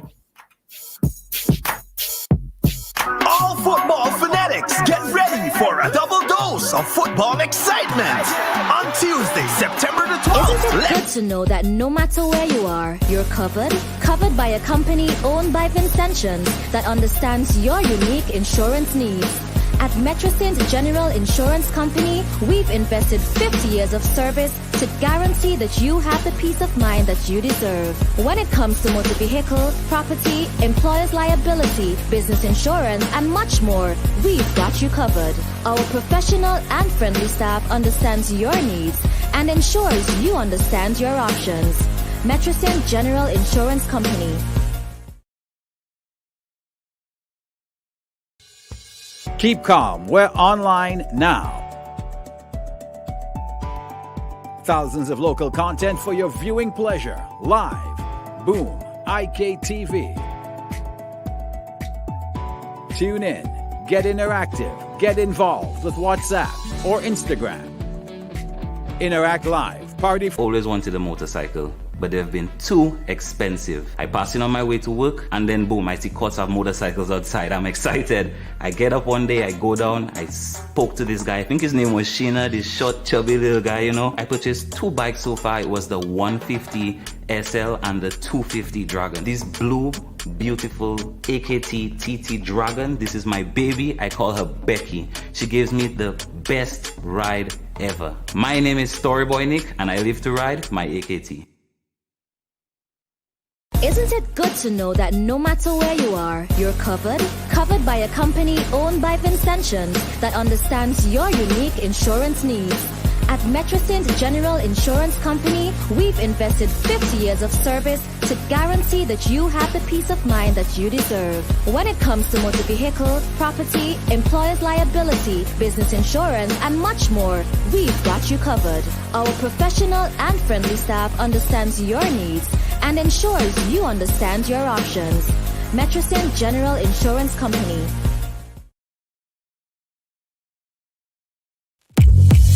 Your vision is our mission at Courts Optical. Shop today for up to 25% off.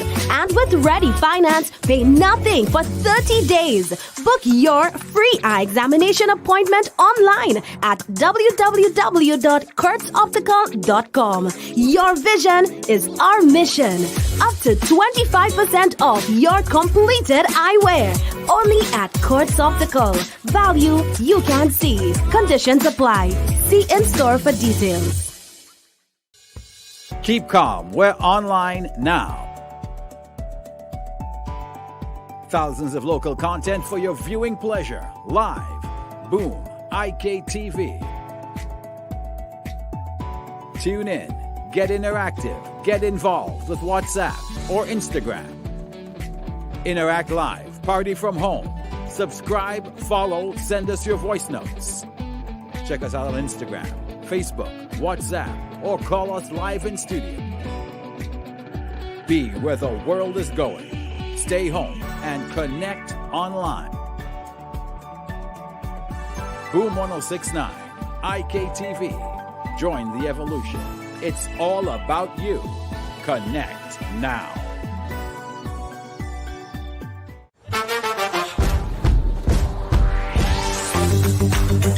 Discover new Guinness Smooth. Perfectly balanced for a smooth, refreshing taste. New Guinness Smooth. Your vision is our mission at Courts Optical. Shop today for up to 25% off. And with Ready Finance, pay nothing for 30 days. Book your free eye examination appointment online at www.courtsoptical.com. Your vision is our mission. Up to 25% off your completed eyewear. Only at Courts Optical. Value you can see. Conditions apply. See in store for details. Isn't it good to know that no matter where you are, you're covered? Covered by a company owned by Vincentians that understands your unique insurance needs. At Metrosint General Insurance Company, we've invested 50 years of service to guarantee that you have the peace of mind that you deserve. When it comes to motor vehicle, property, employer's liability, business insurance, and much more, we've got you covered. Our professional and friendly staff understands your needs and ensures you understand your options. Metrosint General Insurance Company. Keep calm. We're online now. Thousands of local content for your viewing pleasure. Live. Boom. IKTV. Tune in. Get interactive. Get involved with WhatsApp or Instagram. Interact Live. Party from home. Subscribe, follow, send us your voice notes. Check us out on Instagram, Facebook, WhatsApp, or call us live in studio. Be where the world is going. Stay home and connect online. Boom 1069, IKTV. Join the evolution. It's all about you. Connect now.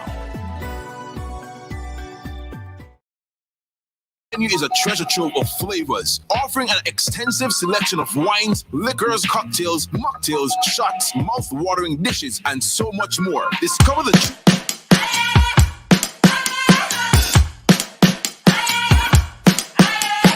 What you gonna do when the rain is coming down? Nothing more to do when there's no one else around. Bring it back to the middle, push, take it back to the rhythm. Keep it up for good when the sky's falling down. All you gotta do is to bring it to the ground. Get it up to your inner move. Stop, start, down. Nobody can get what you're going through.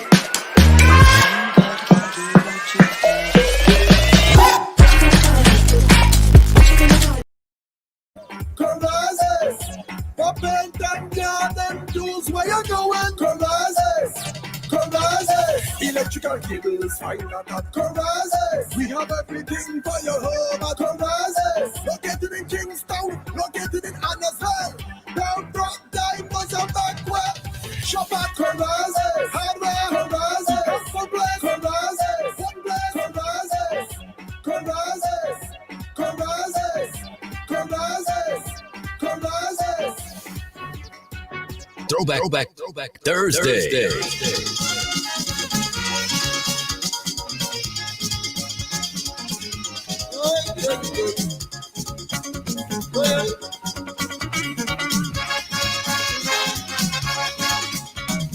This is a civil matter. It isn't a fight for color. Friends, you may feel it ain't true, but this is what has happened. Foreigners buying up the courts, pushing me away from the sea by force. They refuse to leave a public park for we to get the sea back. Fuck up all them beaches, fuck them up. Yeah, but fuck them up, or they wouldn't stop. If they feel cause they have money, they high and they might be more than we. Fuck all them beaches up. You gotta fuck them up. Oh, yeah. Oh, yeah. Oh, yeah. It's Throwback Thursday. All citizens are concerned should take a fork in hand. Fork up all the beaches. Let them swim in ditches. Young and old should get in the act. Night and day fork them beaches up.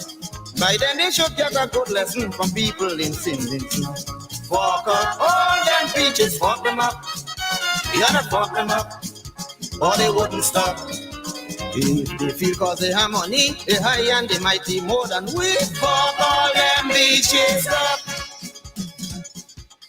Time to connect with the most loved man on radio. Sir Lancelot is in the building.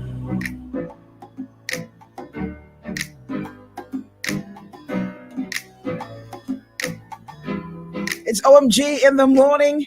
Guys, it is now 8:48. And of course, it's that time. It is that time. I think we would have forked up the beaches, properly. Wait, what is here? I just read for certain things at certain times, huh? But I'm getting fearless. Have patience. Have patience. We had beaches left in the ministry. So I think we did a good job in certain ministries, but let me whisper on that one. Yes, Mr. Weeks, this is your time. Feel free to give us a call whenever you are ready.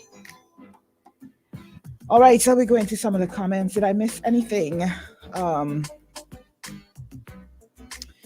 Adat and Jabich is mine. Them bit. Oh gosh, you Shady, maybe you should read some Winston stuff. Like you read those.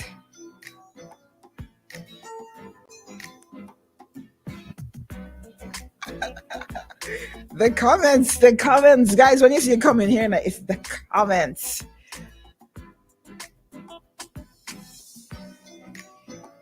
Everything in SVG is just a 3 or 40 talk, and that's why the authorities laugh at us. You think so?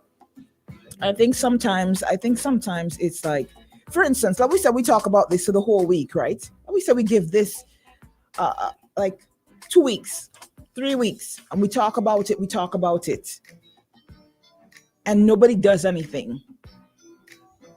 Our job is basically here to disseminate the information and get it out there and remind people this is what's going on. Even the commentators, like Councillor Thomas, he comes here and he reminds people this is what's going on, or he informs people this is what's going on. Remember, this is just an avenue, that we're using to create change. That's what this platform is, an avenue to put the information out there and to try and create change as best as possible. But without any sort of action, this is just going in one ear and come through the next. Let's see if this is what's his name? Mr. Weeks. Good morning. You are live on OMG, Mr. Weeks. Is that you? No. Fuck up the beaches, man. Fuck up the beaches. Fuck them up. Oh my gosh. That's all you had to say. Yeah, man. Thank you. We fucking up the beaches, the sargassum seaweed. We clean up all the garbage. Slowly but surely.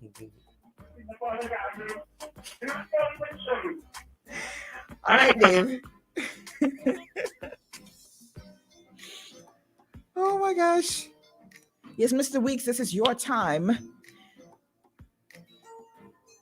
Anywho, that's why Winston said that's why you have to keep the fire burning.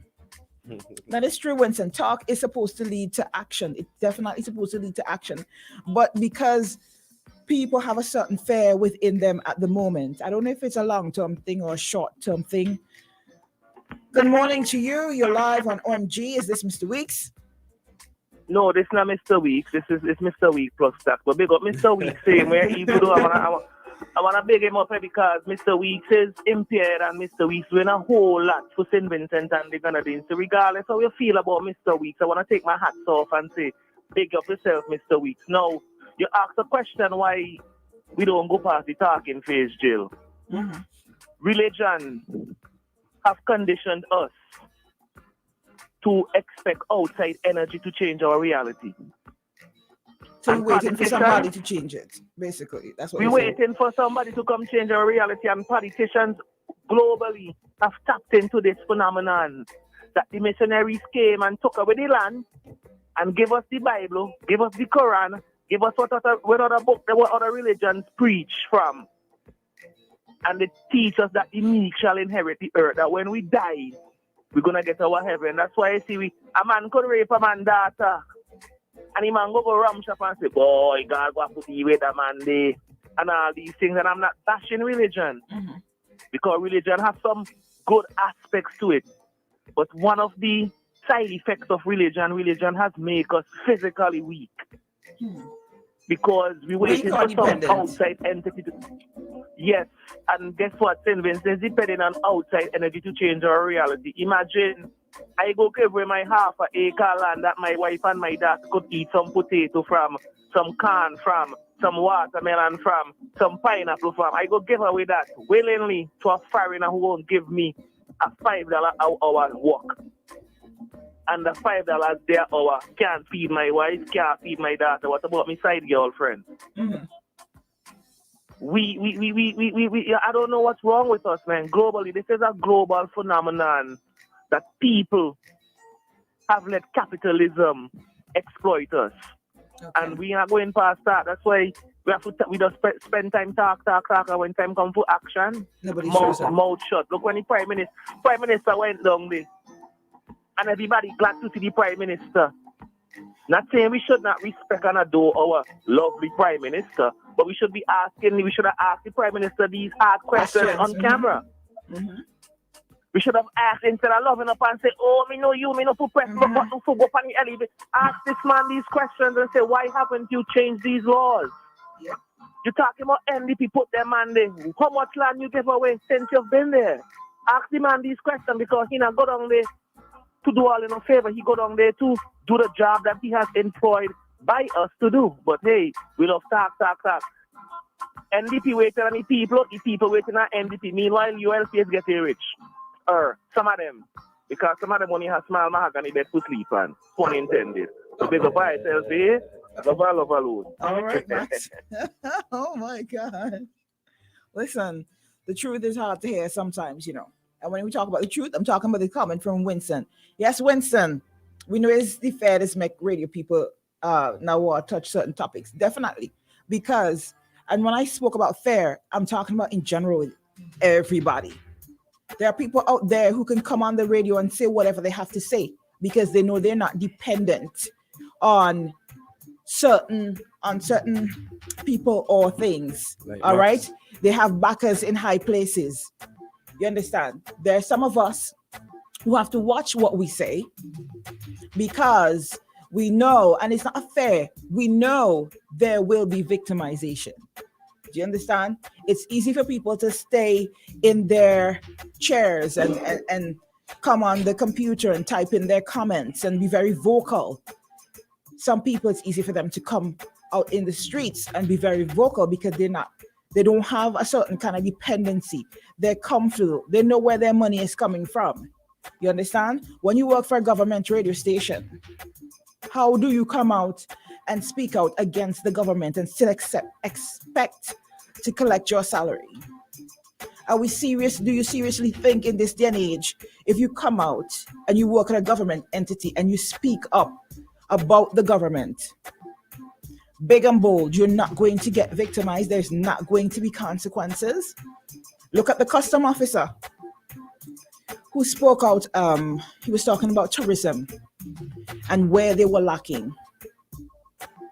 Was that the custom? That was a custom officer. He worked with tourism. He came out and he pointed out the areas in which the Ministry of Tourism was seriously lacking. And look at what happened to him. Yes, it turned out good for him. We checked up on him. I think at one point he opened his own business and he was selling soup somewhere. Yeah. In the COVID times, he was selling soup at that point in time after he lost his job. These are things that happen, and that's why you have to hold ahead. Even though you want to say certain things, you have to hold ahead. Especially when you're not rich, You ain't making rich people money. You don't have backers and people you could call in high places and say, well, you understand?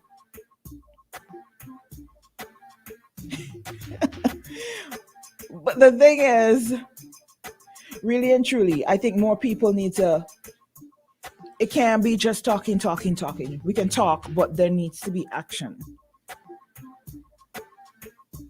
Someone said, you better thank God for the morals that the Bible have installed in people. You might not have been here otherwise. Someone else says in 1935, the people stood up for a raise on taxes or matches. I think they were more religious then than now. Point. Capitalism definitely has many flaws, someone is saying. Someone also said politicians sit down and laugh at their ability to swing the people in whichever direction they will to go. It's all a game to them. I'm still seeing them come. Can you speak out about the negative things which happens at Boom? Let me go over here. What do you think? Tedley Moses? They're saying, can you speak out about the negative things which happens at Boom? What do you think?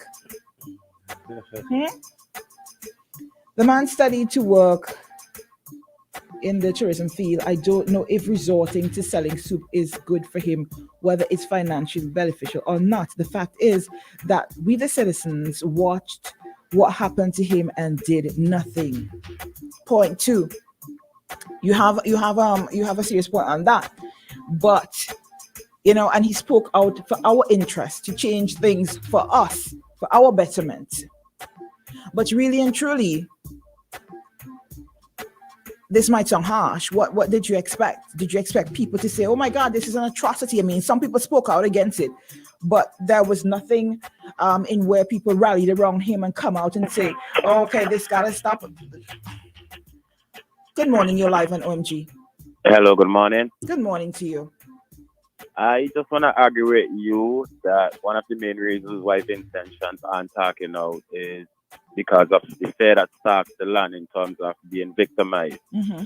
But also, too many of us as Vincentians have allowed ourselves to be sold out to the government. We have become so dependent on the government for handouts and treats and gifts that those who are not saying anything right now are left to be feeling as if they are obligated to not say anything against the government because the government have been offering them something. So it's a sellout.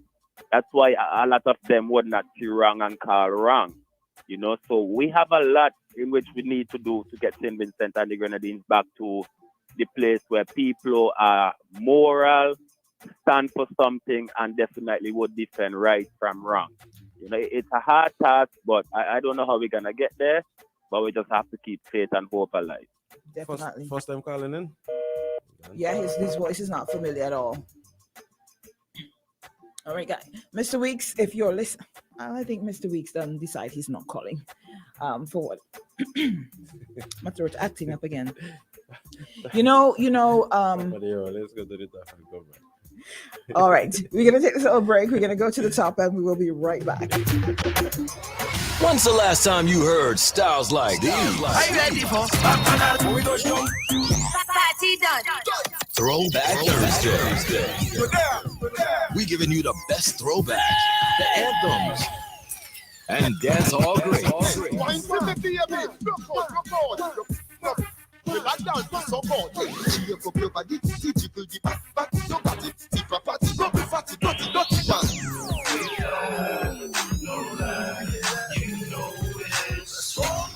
Throwback Thursday. When the top boy evolution. Boom 106.9. The number one morning show in the SBG. Morning. OMG in the morning. Come on now. Well, this a tea. Okay then. Well, this a tea. Okay then. Whoa, whoa. Yeah. All right. Yes, suit, okay, passing through. Replace me not this with Go back Thursday. The boy can't power with crew. So we gon' fire people. No matter how them try to hold the fire down, we keep it blazing forever. We are born. Keep the fire burning hotter than the sun. Now when you name log on, and step on chichi man, log on. From you know say you know icky man, log on.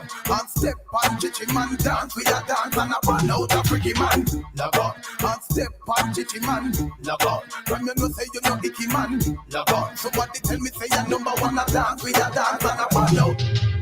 Step aside out of the spotlight, no one go high, cause you're not ready for this. Where is your pride? Have a little take a bow and go, yo. Oh, step aside out of the spotlight, no one go high, cause you're not ready for this. Where is your pride? Have a little take a bow and go, yo.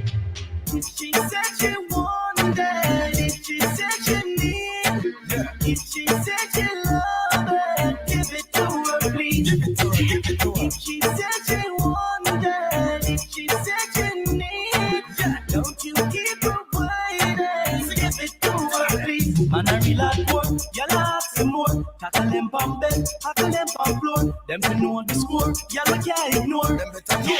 No one need to know play on the board. Y'all ask me, and shift me walk from tree to tree. Engine run down, me service it free. Now be like some boy, where you go tell them what I figure. You know you're kinda cute boy, yeah you do the work. I'm looking for a road boy, get your arms up. And if you're up a suit boy, how we play rough, how we play rough, how we play rough. Well, the man, it's a long time to see you when I lost. But well, want to show you how my wicked and tough. And behind the back, I love you in the handcuff. Go back to me and red rod long and bad. Without all diggity, our kind of rude heart. And when me see them, me glad. Miles up and miles, I am ready for Chad. Can't tired. I don't know what them have. I don't need to see you, so them have man to trust. That's why enough we have. Me friend, so much girls in the chili. And a problem them under the root. For your girl see the truth, me tell her make nice. Scream and go along when me just fulfill your pleasures and dreams. You want me girl find out me a steal. I get a piece from the girl named Cece. Me tell her make nice. Scream and go along when me just fulfill your pleasures and dreams. When you walk a girl accurate, how can she forget? How much time for one night she make the sheet wet? How can she forget? That by her back up plenty more. We how she said. How can she forget? And how could I forget? Man up and pan up it. That's why girl I feel love with today. How can we forget? It's OMG in the morning on a Thursday morning. It's a beautiful morning here in St. Vincent. It started out well for so many of us. We have some breaking news coming out of Bookament. Let me just, I sent the video to Shady. So hopefully he would be able to play it for you, where police are on the scene. A man was shot and killed this morning in Bookament. And again, we'll post a video for you shortly. Whew. So police are there investigating. But again, the thing is, the body is just there. And I'm so tired of seeing this. It is frustrating to see how the police is on the scene. The body is there. It's not covered. People are walking all over the place. So the crime scene is going to be contaminated as usual. Half the times I don't even know how they're able to carry out a proper investigation in some of these cases. I don't know, but they have to know. They really have. Oh my gosh. I don't know. Someone, okay, let's get into the comments. I've been neglecting the folks on WhatsApp for a little bit. Let me see what's going on here on WhatsApp. Truth Seeker says, good morning, gentlemen. Excellent discussion. Poverty is both a quantitative and qualitative expression.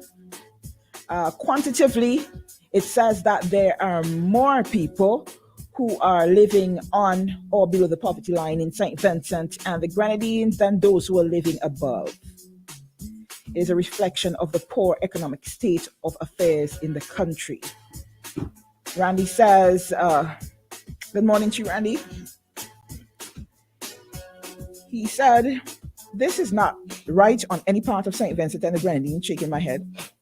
Definitely. Yet we're told to celebrate Africa CARICOM in fullness of heart. He goes on to say, we will be aliens in our own land. People need to stand on this for future posterity. How about when we talk out, right? How about when we talk out, we use our platforms to talk out. And like Max said, we have the opposition waiting for the people and the people waiting for the opposition to make movements. How about we all come together? How about we just get fed up? You know? So we get fed up and do something about it. I mean, it's easy to say, huh? That's when you know, who's really and truly talking. Let me say, I said, here we're going on, next week, Monday. And you've seen Kenson King do this a lot. Kenson King is always asking people. He lets you know that he's going to be protesting this matter and this matter. And he would tell you the time and the date that he's going to be there protesting. And he would ask people to join the protest. And 5 out of probably 10 times, very little. I want to say thanks to those who voted for Labour but now are ball.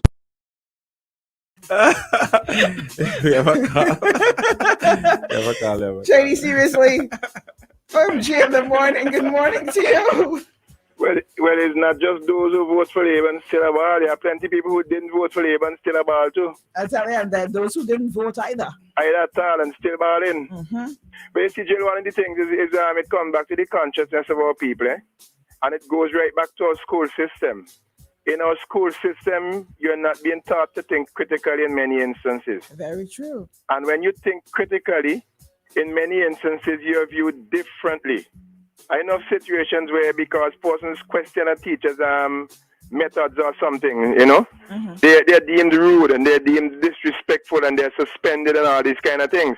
And when you look at the whole issue and you check it back, it's not that they're being disrespectful, it's just that they're thinking critically, And some teachers don't like that to happen. So we teach our children to be subservient. We teach our students to be subservient, Write 10 subjects, write 12 subjects. If somebody decides to think outside the box. I remember one time we had a career day, and the guy said his aim is to be like a Donald Ford, and everybody laughed at him. Even the people who were doing the program laughed at him. And I had to get up and say, boy, what's wrong with you all? What's really wrong with you all? And then you making as much as a Donald Ford is making as a livelihood? And then people realize that, this was something serious. So we wait. If we to go meet you on the road, and when they call in, they must say so and so and so. When they call in, talk about so and so. So why you can't call in? You don't have a phone? Mm-hmm. It's the fear that is instilling our people. People are fearful. If they want to tell you something, they want to say something about a political party or political figure, and they have to look around and make a 360 to make sure. Because you don't know who is going to be there to listen to you or who is going to be there to mock you and go and carry back your name. And then you're victimized and your family is ostracized. So that's what's happening in Vincent. A lot of people are afraid. They're afraid, more they're afraid to speak out. Because they figure when they speak out, not that figure, they know when they speak out. They're identified. There's certain radio program now when they call, they ask you to state your name. State your name so we could have a record of you. We could label you. Oh, you the boy, you just call and talk. Okay. And then they come and they deal with you. I've had my share of that. I have had my share of that. I was vilified and hauled over the coals in this country because of politics. Because they figured for some reason or I supported a particular side party. And sometimes these little minions and them who do these things, the little minions, they go and they set up and they cook up and they plot and they do all kind of wickedness. So just for the sake of them looking good in the eyes of the party, the political bigwigs, and I could get a little something because I do my job. We need to get away from that. St. Vincent, our place, is our land. It's our country. And I often say, nobody from Mars can come and fix it for us. No alien coming from Mars to fix it for us. We have to do it for ourselves. And the way we have been divided and separated, and the way they teach us to do, they have orchestrated us to chop up one another. When I say chop up, I don't mean chop up physically, but chop up in terms of the way we castigate people's character, and we denigrate people. Certain people, when they call in from the time they call you, you don't get a label. We need to move away from that, Jill. This is St. Vincent and the Grenadines. St. Vincent and the Grenadines, not St. Vincent. It looks like we're going to St. Vincent. But St. Vincent and the Grenadines, boy, we're in big trouble. Our children need to be learned to make in school, to make critical decisions, to think critically, and not happening. What's your name and where you calling from, Carla? My name is Andrew Bramble, I'm calling from Mackeyville. I'm afraid to say that. They can't do me nothing. They can't do me worse than they don't do me already in this place. All right, enjoy the rest of your day. I want to say thanks to those who voted for Labour but now are ball. Oh my gosh, Shady. Oh my gosh. Did you put up the video? You scared me just now. You really did. We have another call. All right, we have another caller. Good morning, you're live. I was vetting the video before I Oh, okay. All right. I don't know if there were any obscene languages or what's not in the background. Good morning, you're live on OMG. Hello, good morning again. Good morning to you again. I just want to argue with Bramble that our secondary school system does not at all encourage critical thinking. However, there are those of us who have gone past secondary school and may have attended community college, teachers college, and other higher learning institutions and were trained to think critically. Jill, the big problem is that those of us who now have the ability to think critically and are being put in political positions and have parties and politics clouding our thinking and our judgment, these are the ones who are at fault for what is happening here in St. Vincent and the Grenadines. There's a saying that goes, if you can read but refuse to read, you are just as bad as the person who cannot read. So for those of us who can think critically, but because we are in positions where we have to repay our master for giving us a position, we are the biggest problem that this country faces, because we need our independent thinkers to be independent thinkers so that those who can't think for themselves could learn from us and have us as a reference point. But too many of us, even right there in our parliament, the government side of politicians, they cannot disagree with anything that their prime minister says. Point. We hear you. Yeah, so they are the biggest problem that this country has right now. We need more independent thinkers who can think outside of the box and think for themselves. Thank you. You're welcome. That caller makes a great point. And the best time to start critical thinking is from a young age. Anybody will tell you that's the best time. Good morning. Yes, anybody would tell you, anybody who knows would tell you the best time to train someone is while they're young, is at a young age. When you see you wait until you reach college to start critical thinking, it is kind of a bit too late, and they've already formed certain opinions. They've already been brainwashed a little bit, so they've already been swayed. So it's kind of too late for some of them. Good morning, you're live on OMG. Yes, good morning. Good morning. This is Frank Da Silva here. Good morning to you, Frank Da Silva. Where are you calling from? Yeah? Say that again? I was asking where you're calling from. We vetted. Me call from a Queen's Drive side up there. Now, again, too many items. But let's start with the Grenadines. Jill, you said something. You don't say that. That you see, you go in just this morning to that 90 thing. You say we talk and then none up. No, we must continue to talk. Don't ever we must continue to talk and talk. Let me see now. The march around Jericho until what? Okay? So don't say we'll talk and nothing will happen. No, somebody once told me, he said, Frank, you watch, you have a little leak on your, on your roof hitting the concrete. A little drip, you know, little drip. But after a time, you notice there's a hole there for that one little spike there. So we must not stop talking. Now, I know you learned a lot this morning. What do you know about the Grenadines Declaration? Nothing. Yeah. Any you know anything about the Grenadines Declaration? No. All right. Hello? Yes. Yes. Are you talking in terms of what Jomo was talking about? Yes, I'm talking because the people said. So we know some of it. We know some of it. We treat all of it. Yes, we treat the people of the Grenadines differently. But somebody a long time ago wanted to be treated. Yes. We treat them. Hold on. Let me correct myself. Let me correct myself. That is what we are being told. But here's something. A while back, the Constitution says something about what should be the size of a constituency, people, and all of that. You know what? People sat in St. Vincent and Mitchell decided to make the Grenadines 2 constituencies. But when you added the population of the 2 constituencies, they were not even as much as North Leeward. It should not have happened. But they have big shot lawyers in St. Vincent, and he got away with it. So right there, we treated them differently than the rest of us who must have a certain population in order. We need to equal. You think we could do anything to equalize? You hear them talking about new constituency boundaries? Because this one has too much and that one has too much? It can't happen in the Grenadines because we have treated them differently. Now, St. Vincent and the Grenadines. And one of the questions you raised this morning is about the monies that are being made.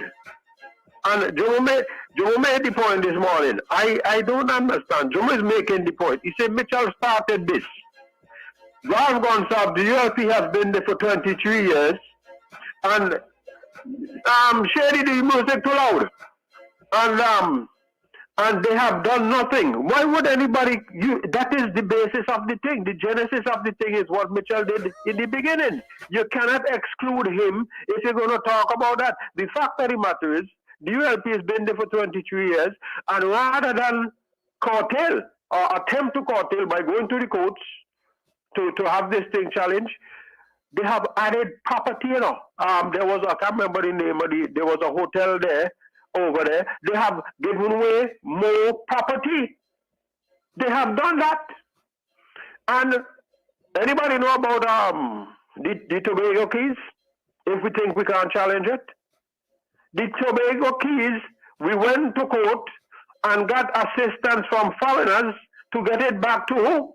St. Vincent and the Grenadines. So when people they're chickening out and don't want to go to court. Go to court. Again, let me tell you, and Kenton, Jill, there was a lady named Rosa Parks. Actually, we gave her the wrong credit. It was Rosa Parks who started the busting in the U.S., in the South. It was another young lady, but guess what? Because that young lady had a child out of wedlock, they thought they could use her. So they then used Rosa Parks, but it was not started by Rosa. It was one person. One person. When the Constitution says, or the representation of the people acts this, that except after an election, the ballots must be destroyed within a year, except there's a court case. Well, here we go. An election was held, and 2 years later, we have everything exposed so that somebody could break into the place and see who Jill voted for. Compare this and that and see, well, Jill voted for that. Well, guess what? That was called for protest. One guy went there and was joined by about 5 others for 162 days. But guess what? Because of that, they knew that the guy should have been removed, the supervisor of election, but because they were protesting, they played stiff neck. And as soon as the protest ended, they removed the guy. But replaced him with somebody even less competent at the electoral office. Again, another one. We're talking about changing constituency boundaries. They wanted again to change the constituency boundaries. But guess what? Before you do that, you must conduct a census. Well, somebody, some bright guy, I don't know his name, went to court to challenge that you can't change no boundary except there was a census. It died. It died. Now, one more thing. So, folks, you don't need a crowd. You don't need a crowd. And let me see. Listen. You don't have to be. You don't have to be dependent. Sometimes you just need a little nerve, to stand up for people. Jill, you won't know who the most famous lawyer in St. Vincent was. I doubt you would know it. Let me mention his name anyway. A fellow named Othniel Sylvester. You know about him? I'm not familiar. Oh, well, maybe I have to come in there and get higher education, boy. Well, come, Frank, come. Well, I challenged the guy in court. And you should see I got the document here that he put out. He wants to sue Frank De Silva and the Vincentian. Because I wrote an article, I said, St. Vincent's Lawyers Club, a den of corruption.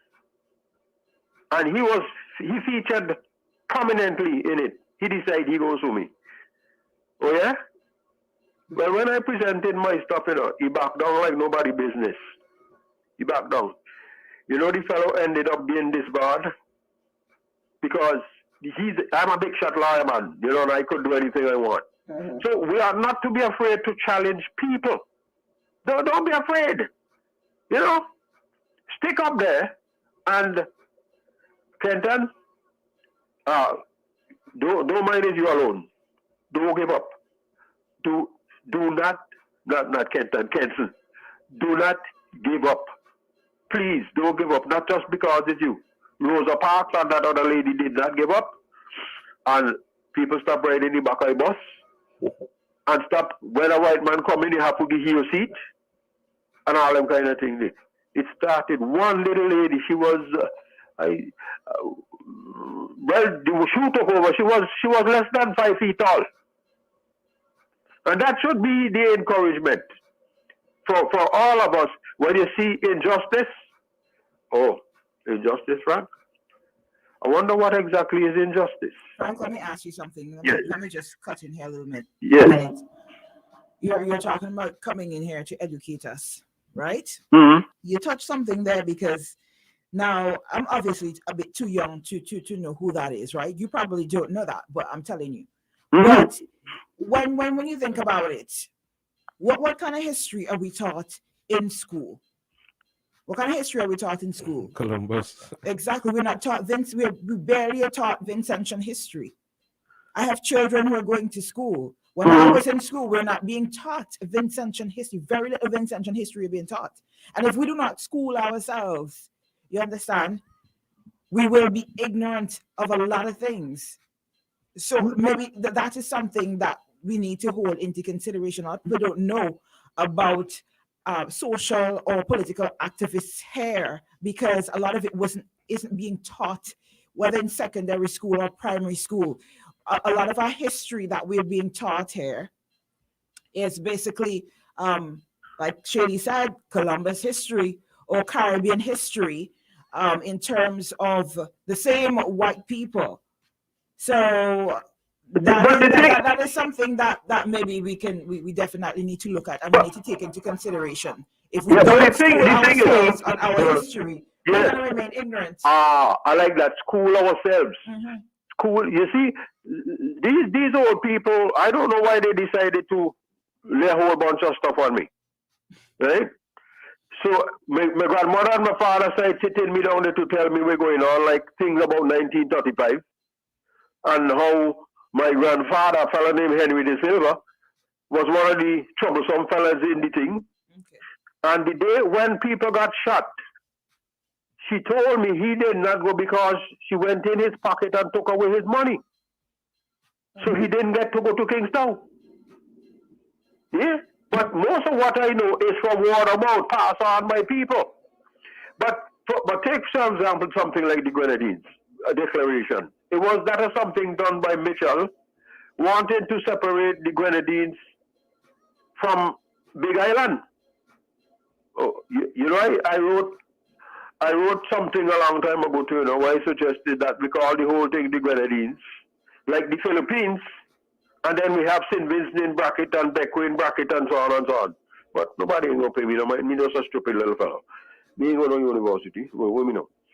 Yeah. So the same how they did in the Philippines and in Hawaii, and then they got the small islands. Since we're already talking about the Grenadines and Grenada got a piece, but the most thing, just call us the whole thing, boom, the Grenadines and St. Vincent, Bequia, Mustique, so on and so on. You all have a problem with that? That would get rid of, I think, of this division, and I hate to hear that division, Grenadines people and Grenadines people. I don't like to hear it. It's against the people. I don't like to hear it either, but it is a fact, though.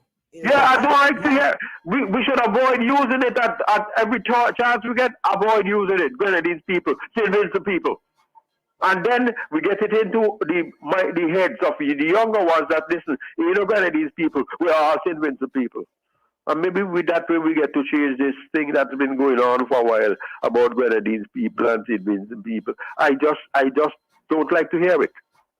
But before I go, I wanted to I got an article here about Mr. Ballantyne, and I suspect written early in the week, and I suspect it's not enough time to deal with it. So because we have to go take a commercial break. Yes, I'll just put it off. But Mr. Ballantyne, PM Gonsalves abandoned teachers and lied to us again. He did an injustice to them, but then we might have to discuss what exactly is justice, because apparently justice is fluid. Good day, Jill. Good day, Shady. Bye. Thank you so much. Oh my gosh, I tell you, guys, I want to say something real quick before we go out. Right, real quick. Let me turn my mic a bit. Real quick before we go out. Now, I happen to think, yes, we young people. Let me put aside the education, the failure of the education revolution aside. Let me put aside that, right? We young people, yes, have a responsibility to teach ourselves. We do. But I also want to point out, and these are thoughts that were going around in my head while Frank was talking, right? The responsibility, there's also a responsibility on the older people, the older folks, because right now, how many people have grandparents teaching them about those things, whether social or political history in St. Vincent and the Grenadines? It's not being taught in school. That's not what grandparents talk to their grandchildren about now, but I still think there's some responsibility on the senior citizens to pass down this information to young people. I don't know. But that's just my thing. I think we have stopped talking to our young people for whatever reason. I'm sure someone would tell me it's because you can't talk to young people these days and they don't want to hear these things, And it's very difficult at this point to change some of the things that we've already started, that already been put in place. Right now, if you try and do a program on social and political history here in St. Vincent and the Grenadines on the radio, how many young people will tune in? Or on TV? How many young people you think are going to pull in to listen? It's going to be the same senior citizen, I don't want to say old people, the same vintage people who already know about it. They're the ones who are going to tune in, because we have already the children now, the young people now have already have that mindset. They're already distracted to the point where these things are gonna be boring. So it's definitely something that you're going to have to start in school. I'm not saying it wouldn't happen over time, but how many young people are you going to reach at this point in time?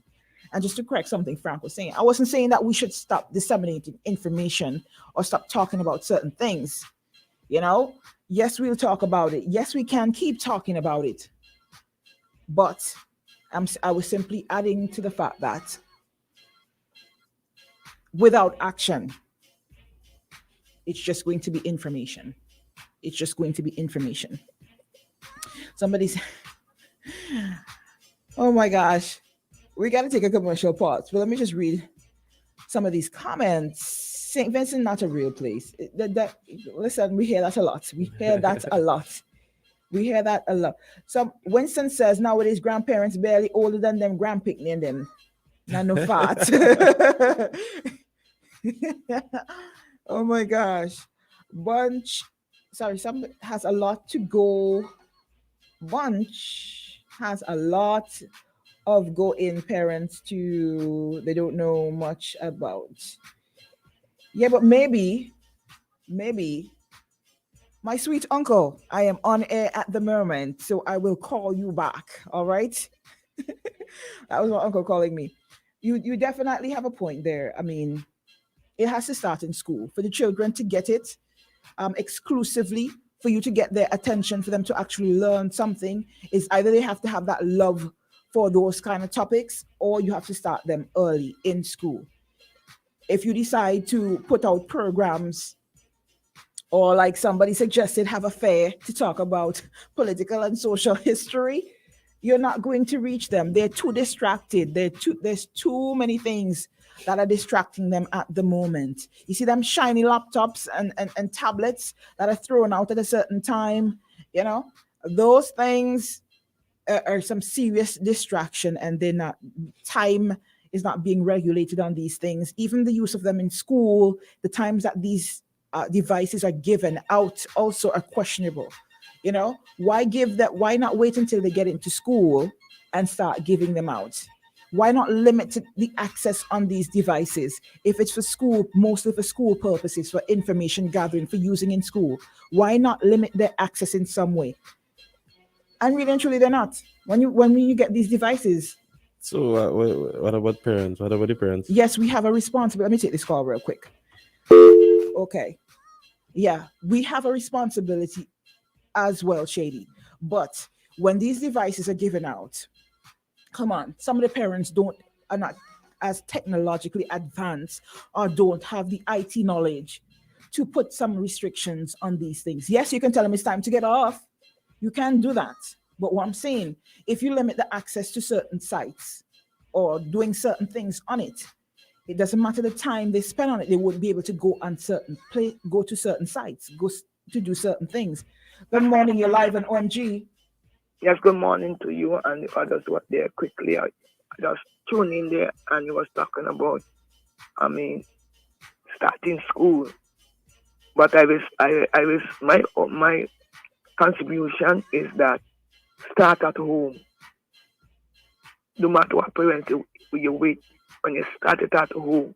Yeah, we were also saying that the onus is upon the elders. Thus, where we would say start at home, it is the elders' part responsibility to share this information with their grandchildren, with their children. But I was also saying, because they're so distracted, you have to start in school.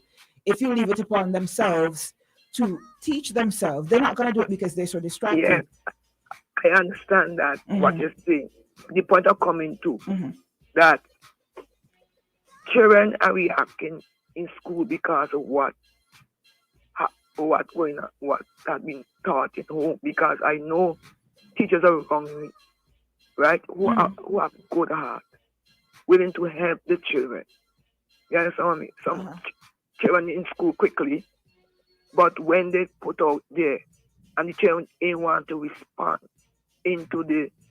with the teacher, I want to show interest. The children is challenge the teachers and them. And so with I go home, me go bring me parents, me go bring this. You know, it's my parents. Sometimes the teacher just have to leave them. And sometimes the parents just come right by the school there and say, hey, no. And even children even teachers, they go call and say that. Yeah, even teachers get threatened by the school, by the children them. You know me daddy be? He go bring some such. He go do your son such. You understand what I'm saying? And even bus bad cost them and so on. And you're saying this is why children, this is why we shouldn't start teaching social and economic history in school, because the children won't want to. Yes, I agree with you. But I agree with you.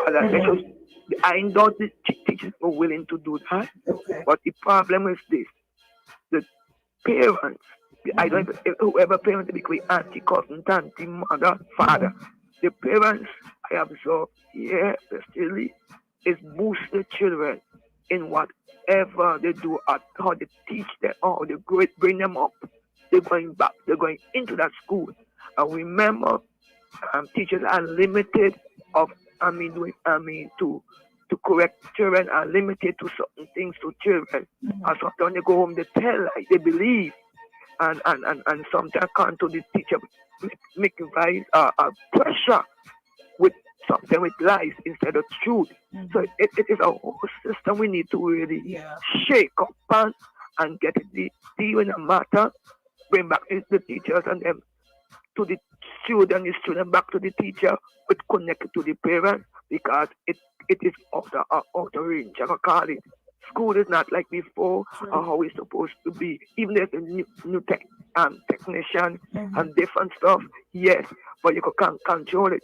Because I know other schools, in the Caribbean, the Virgin Islands, all that, the children can't behave, or they behaving down here with the children and them, with the school teachers and them. They can't.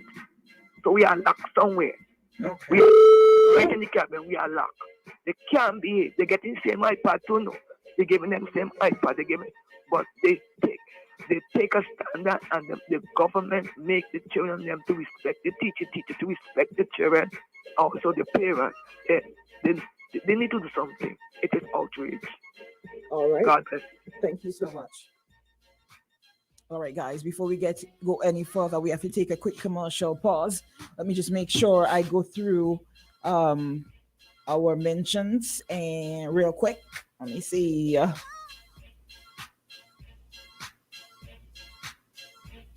All right, Shady.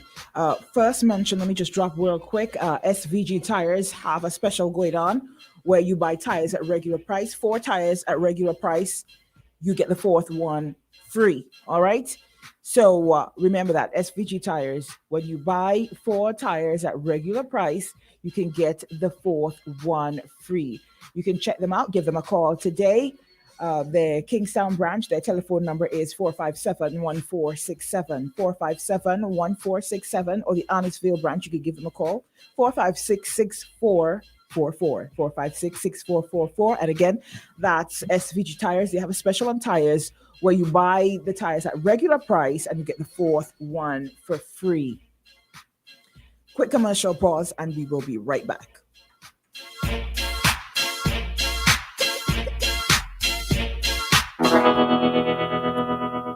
Dream, dream, dream, dream. Isn't it good to know that no matter where you are, you're covered? Covered by a company owned by Vincentians that understands your unique insurance needs. At Metrosaint General Insurance Company, we've invested 50 years of service to guarantee that you have the peace of mind that you deserve. When it comes to motor vehicle, property, employer's liability, business insurance, and much more, we've got you covered. Our professional and friendly staff understands your needs and ensures you understand your options. Metrosaint General Insurance Company.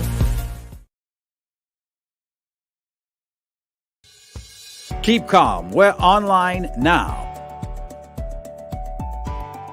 Thousands of local content for your viewing pleasure. Live. Boom. IKTV. Tune in. Get interactive. Get involved with WhatsApp or Instagram. Interact Live. Party. Always wanted a motorcycle, but they've been too expensive. I pass in on my way to work, and then boom, I see courts of motorcycles outside. I'm excited. I get up one day, I go down, I spoke to this guy. I think his name was Sheena, this short, chubby little guy, you know. I purchased 2 bikes so far. It was the 150 SL and the 250 Dragon. This blue, beautiful AKT TT Dragon, this is my baby. I call her Becky. She gives me the best ride ever. My name is Storyboy Nick, and I live to ride my AKT. Isn't it good to know that no matter where you are, you're covered? Covered by a company owned by Vincentians that understands your unique insurance needs. At Metrosint General Insurance Company, we've invested 50 years of service to guarantee that you have the peace of mind that you deserve. When it comes to motor vehicle, property, employer's liability, business insurance, and much more, we've got you covered. Our professional and friendly staff understands your needs and ensures you understand your options. Metrosint General Insurance Company.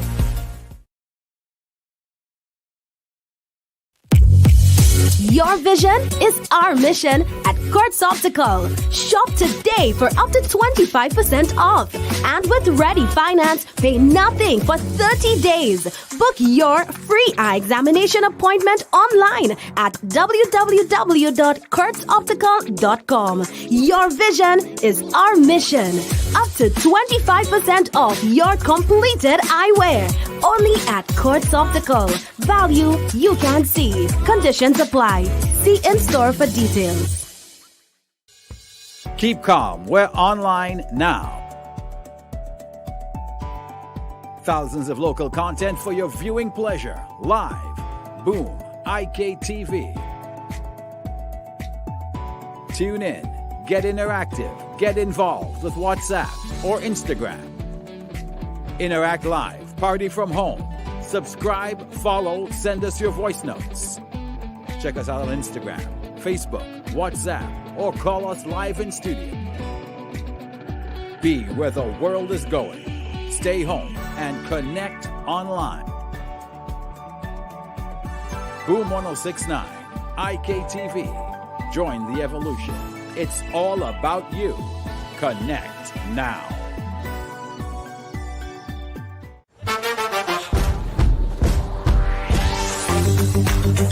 Discover new Guinness Smooth. Perfectly balanced for a smooth, refreshing taste. New Guinness Smooth. Your vision is our mission at Kurtz Optical. Shop today for up to 25% off. And with Ready Finance, pay nothing for 30 days. Book your free eye examination appointment online at www.kurtzoptical.com. Your vision is our mission. Up to 25% off your completed eyewear. Only at Kurtz Optical. Value you can see. Conditions apply. See in store for details. Isn't it good to know that no matter where you are, you're covered? Covered by a company owned by Vincentians that understands your unique insurance needs. At Metrosint General Insurance Company, we've invested 50 years of service to guarantee that you have the peace of mind that you deserve. When it comes to motor vehicle, property, employer's liability, business insurance, and much more, we've got you covered. Our professional and friendly staff understands your needs and ensures you understand your options. Metrosint General Insurance Company. Keep calm. We're online now. Thousands of local content for your viewing pleasure. Live. Boom. IKTV. Tune in. Get interactive. Get involved with WhatsApp or Instagram. Interact live. Party from home. Subscribe, follow, send us your voice notes. Check us out on Instagram, Facebook, WhatsApp, or call us live in studio. Be where the world is going. Stay home and connect online. Of 3 new deans, a campus expansion project. Isn't it good to know that no matter where you are, you're covered? Covered by a company owned by Vincentians that understands your unique insurance needs. At Metro Saint General Insurance Company, we've invested 50 years of service to guarantee that you have the peace of mind that you deserve. When it comes to motor vehicle, property, employer's liability, business insurance, and much more, we've got you covered. Our professional and friendly staff understands your needs and ensures you understand your options.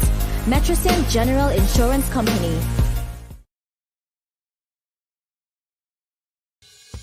Keep calm. We're online now. Thousands of local content for your viewing pleasure. Live. Boom. IKTV. Tune in. Get interactive. Get involved with WhatsApp or Instagram. Interact Live. Party. Always wanted a motorcycle, but they've been too expensive. I pass in on my way to work, and then boom, I see courts of motorcycles outside. I'm excited. I get up one day, I go down, I spoke to this guy. I think his name was Sheena, this short, chubby little guy, you know. I purchased 2 bikes so far. It was the 150 SL and the 250 Dragon. This blue, beautiful AKT TT Dragon, this is my baby. I call her Becky. She gives me the best ride ever. My name is Storyboy Nick, and I live to ride my AKT. Isn't it good to know that no matter where you are, you're covered? Covered by a company owned by Vincentians that understands your unique insurance needs. At Metro Saint General Insurance Company, we've invested 50 years of service to guarantee that you have the peace of mind that you deserve. When it comes to motor vehicle, property, employer's liability, business of select credit purchases or 25% off cash purchases. What are you waiting for? Buy that frame today with no cash and pay later. Book your appointment online today at kurtzoptical.com. Live vivid, see vivid. Only at Kurtz Optical. Value you can see. Let's check in with the doc and look at things with a wider lens. Pastor Richards on OMG. It's OMG in the morning on this beautiful Thursday morning. Yes, it's now time to check in with the doc, and he is there waiting patiently. So, Doc, good morning to you. Hey, good morning, Jill. I hope you're having a good morning so far. It's been all right. I was looking forward to hearing Mr. Weeks. I didn't get to hear that, so yeah. Okay. We reminded him we were waiting for the call, but I'm not sure. But for him not to call in, something probably happened. An issue probably arose. So. Yeah. Well, I know that I didn't hear any prompts until about 8:45. So. You didn't hear any what? I didn't hear any calls for him or prompts for him until about 8:45. Is that correct, Shady? Because I wasn't really checking the time. Yeah. Because Shady was like, Mr. Weeks' time is coming up. I know he has been teaching us to be prompt and on time and disciplined with time and all that, which is a good thing. So when I didn't hear any prompts leading into his segment and anything, I just figured that there was an arrangement that he wasn't coming on today. Be that as it may, let me go into my program. You see, I've been talking about justice, and I think people could believe what they want, or people could expand what they believe. You have a choice. Believe what you have always believed, or learn some new things. I think what I've said so far is that different forms of justice, okay? So you could decide whether or not that's true or that's not true, but the different types of justice. I've been dealing with, and I said justice is about equity and fairness, and that's kind of nebulous because my idea of what is equitable and fair is not your idea of what is equitable and fair. So while on one hand we could all say, oh, it's about equity and fairness, my way of getting towards that point of equity and fairness, when I get there, you might still consider it to be an injustice, because from your philosophical point of view and understanding of justice, that ain't equitable and that ain't fair. So I also said that that idea of what really is justice has been morphing over the years. People who are serious about understanding justice, by the way, let me say that very meaningfully. People who are serious about understanding justice would look at the philosophical development of the idea of justice. That's for people who really want to engage in serious conversation to understand what justice is. I started, I said, I think I listed about 7 forms of justice. Retributive justice, aka criminal justice, distributive justice, aka economic justice, environmental justice, global justice, procedural justice, social justice. I'm not sure, restorative justice. I wasn't counting, so I hope I got all 7 in there. You want to have serious conversation on justice, talk about these things, understand. We could have cogent conversations, but that must be premised on information and good substance. Do we really care about justice, by the way? Because if we care, we will try to understand it.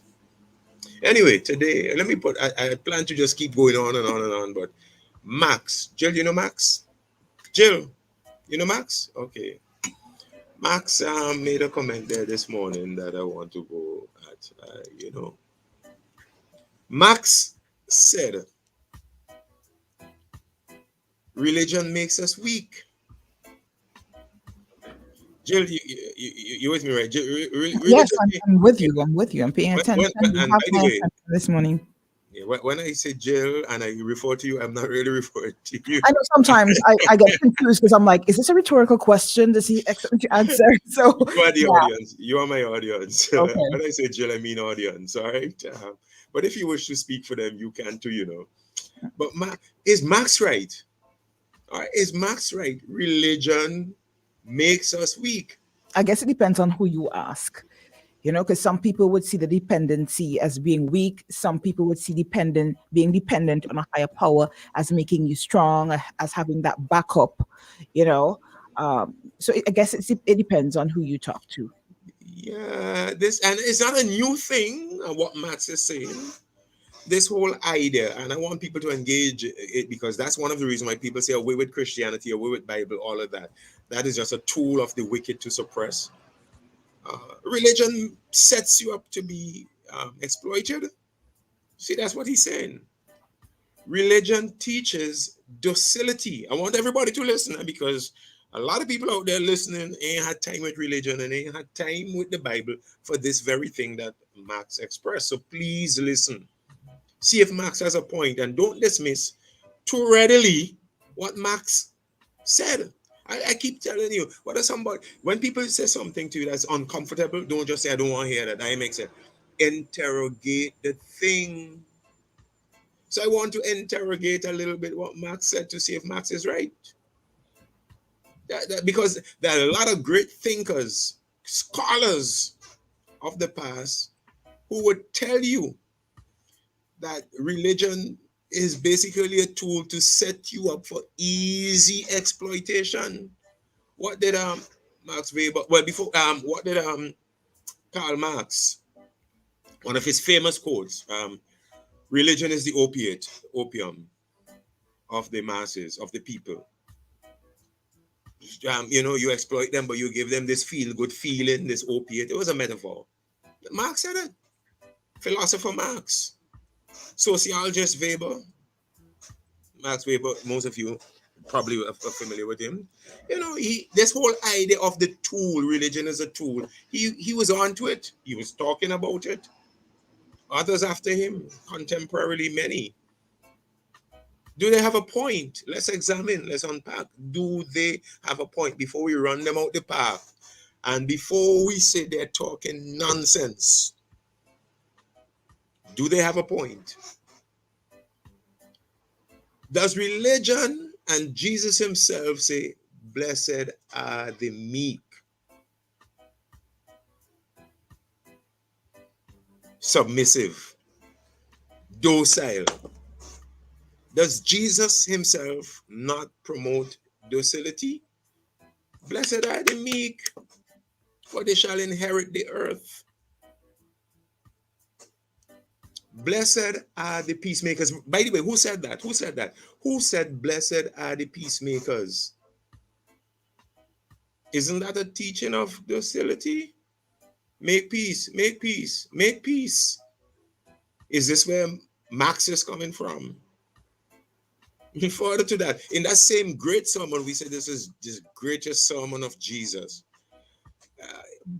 Blessed are you when, in other words, rejoice, be happy when men shall persecute you and insult you. Persecute you, insult you, and say all manner of evil against you. Rejoice and be glad. Is this where Max is coming from? That religion now is telling you that you're in a good place when people stay with me. I'm going. Don't just come to the conclusion when I'm just taking the journey. This is just the journey. Don't jump to your conclusion. I am just unpacking, interrogating responsibly what Max said, and seeing where there is merit. Doesn't religion say, boy, if they insult you, if they persecute you, if they do you all manner of evil, boy, rejoice. All right, so I think Max is holding on to that. Jesus Christ himself, again, in that very great sermon, his best sermon he ever preached. Thousands were there to listen it. What did he say? If they slap you, if they assault you in that way and slap you, assault your person, and they slap you, turn the other cheek. Not get a $2 down. Jesus never said give them a $2 down. Jesus says turn the other cheek. By the way, Max was referring to the kind of one issue, and he was saying, boy, is religion how we weak so? Because if it wasn't for religion, we would be fighting back. But we can't fight back when Jesus said if they slap you, turn the other cheek. So is this where Max coming from? Jesus said if they take your coat, give them your cloak also. So if they're taking from you, you're not fighting them down to get back what they take from you, but you're taking other and just piling on and giving them. Who does that? So the question that I have to ask, I hope I have your attention. The question that I have to ask is Max wrong, or doesn't the Bible teach these things? Doesn't the Bible teach these things? Is Max right there for when he says is religion that has us so weak, so docile, targets for exploitation? Those are my words, by the way. I mean, we teach, don't we teach in religion and in churches? Don't we teach from Exodus 14:14? Be silent. Don't fight up yourself. God will fight for you. I mean, I've preached sermons on that. We hold on to that and we run with that. Don't fight up yourself. Don't fight up yourself. God will fight for you. Does Max have a point? Are we supposed to fight up ourselves or not? What does the Bible teach? What do we teach? And if things go wrong, if things go real wrong and your lands get taken away and access get taken, okay, don't we teach all things work together for good? For the good of those who love the Lord and called according to his purpose. It's all good. It's all good. Do we teach this, yes or no? Does Max have a point? By the way, don't come to your conclusion before me. Don't come to your conclusion before me. Does Max have a point? In all things, be content, whether in good or in bad. If it goes south, if it blows up in your face, just be content. I think that's Philippians 4:11, by the way. Doesn't religion teach these things? And when we are faced with real power, exploitation, and people taking advantage of us, what does religion teach us? Doesn't religion teach us the battle is the Lord's? And we make that a rallying cry. The battle is the Lord's. So I see where Max is coming from. Hold on. Don't jump to a conclusion yet. I see where Max is coming from. The Bible does, in fact, teach these things about meekness, peacemaking, turning the other cheek, giving the other cloak, being silent and being content. Yes, the Bible does teach these things. Not gonna argue with you, Max. Not gonna argue with you. And for this reason, people like, I can't take that Bible. That Bible was set up so that we could be exploited. And the truth is, because of these teachings, the Bible has been exploited to suppress people, to take advantage of people, to abuse them, and to subjugate them. I will not deny that, Max. The Bible has been taken advantage of to the hilt. So here comes the question, therefore. The fact that the teachings of the Bible about meekness and peacemaking and all of that, that they have been taken advantage of and exploited. Here's the question. Does this necessarily invalidate the Bible? The fact that the teaching of peacemaking has been exploited, the fact that the teachings about meekness has been exploited, does this make the Bible invalid? Untrustworthy? Does it make the teaching wrong? That's the question. That's the question. That's the question. Does it make the teaching wrong? Because we have to look conversely now. Because on one hand, there are good teachings, but good can be exploited. And there are people out there who will exploit good to their advantage. Conversely, Max and others, what's the core and essence of these teachings? Before we say, yeah, the Bible is being used to exploit people, which I give you, it has been used. I will not deny it. The Bible has been used by unscrupulous people, especially when they realize you believe in the Bible. They're like, that's my tool. You live by your belief, and I'm going to exploit you. Does society benefit in any way from these values? Are they good? Should we abandon them? Should we abort? Should we say, get off the ship, get off this Bible thing?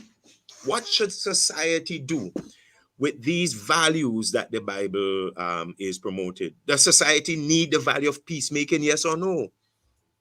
Are we better off with a value of peacemaking or anarchy?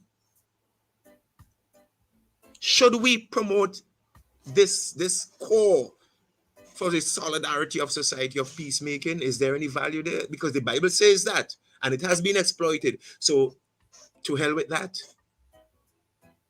Is that a bad teaching? Does society do better with vengeance? I mean, or does society do better with forgiveness and grace and mercy? Because the Bible promotes an anti-vengeance mentality. And people take advantage of that. The Bible does promote grace and mercy. And people will take advantage of that. But here's the question, Jill, and I know I just have a couple minutes to wrap up, so I know that. But here's a question. Should we just shunt grace and mercy because, boy, people going to take advantage? Or isn't our society the better for showing grace? In other words, grace, giving people what they not even deserving. Can't give people what they deserve. Mercy, holding back from exacting punishment from them. There are a lot of people not in a position to pay their debts and all of that. We need mercy. Is contentment an adverse value for society? Just because there are unscrupulous people out there who will exploit contentment, is contentment in and of itself not a valuable thing for society? Or what do we want? Rampant materialism? What do we want? Individual selfishness? Contentment, not wanting and coveting and going after what people have and trying to deprive them of it. Be content with what you can work for yourself. Don't be stealing and ripping off people. Don't be jimmying things in your business so you could get more off people, man. Be content. That's what the Bible is teaching. Are you going to tell me that is a bad thing? Tell me, is that a bad thing for society? It's forgiveness. This whole, and I have to end now. This whole thing of forgiveness, forgive people, they're going around you. We live in a world and we live in a society where people are imperfect, whether it's your wife or your husband or your children, your neighbor, co-workers, people will wrong you. What do we want? Unforgiveness? As they do you have to find a way to do them back. If they wet you, you wet them back. You know, is that good? Is that good? Is that good? Is that what we want? Is that what we want? An eye for an eye leaves everybody blind, by the way. A tooth for a tooth, everybody will be toothless. Do we want a society where we don't have this value of forgiveness? Or isn't our society better with that value? These are the things I have to grapple with. The fact that people take advantage of forgiveness that the Bible propagates, the fact that people take advantage of it does not make the essence of the thing itself wrong. In fact, in closing, contrary to the idea that the Bible makes you weak and you will not fight, you will never fight against power. You won't take truth to power once you hold on to the Bible. Historically, we have had lots of examples where the Bible itself is a platform for the greatest movements of liberation. I give you two. You remember Gandhi in India. Gandhi and his peaceful, non-violent, push for anti-colonization and all of that. You remember that? You remember how it was based on that kind of principle of peacemaking? You remember that? Martin Luther King Jr., MLK. When I'm in Selma, and the constable were let loose on them and the horses and the dogs before they could cross the Selma Bridge. What did they do when they got thrown in jail? What did they do? Did they fight down, this 1960s civil rights movement in America? What do we have to show for that? We have to show the civil rights laws. I think it was Johnson, President Johnson, but we have to show what came out of that, and Martin Luther King, the Reverend Martin Luther King, and the principles of the Bible, which were basically the guardrails for his movement, and how that generated one of the greatest movements towards civil liberties. The Bible, yes, the Bible, and Jesus himself in the liberation of all mankind, and in adhering to forgiveness and meekness, and when he could have asked them when they were nailing him to the cross, he had the power. He just, as an exemplar for all of us, he just stayed there and took it. A lot of good will come out of practicing these principles. And to Max's point, I know they can be exploited, and I know that there are some devious people out there who will look to exploit them. But the fact that these are exploiting, people are exploiting them, doesn't necessarily mean that these principles are bad and that we should run from the Bible. I think all the more we should practice them. Thank you for listening, Jill. You are so welcome. Very thought-provoking. I'm sure people are now, you really have them thinking. I want to say, but that would lead into another conversation. You put it in a way where you weren't saying, well, these are my words, or this is how it's supposed to be. I think this is just to provoke thought. Like you said, you put it out there. You weren't disputing. You weren't agreeing.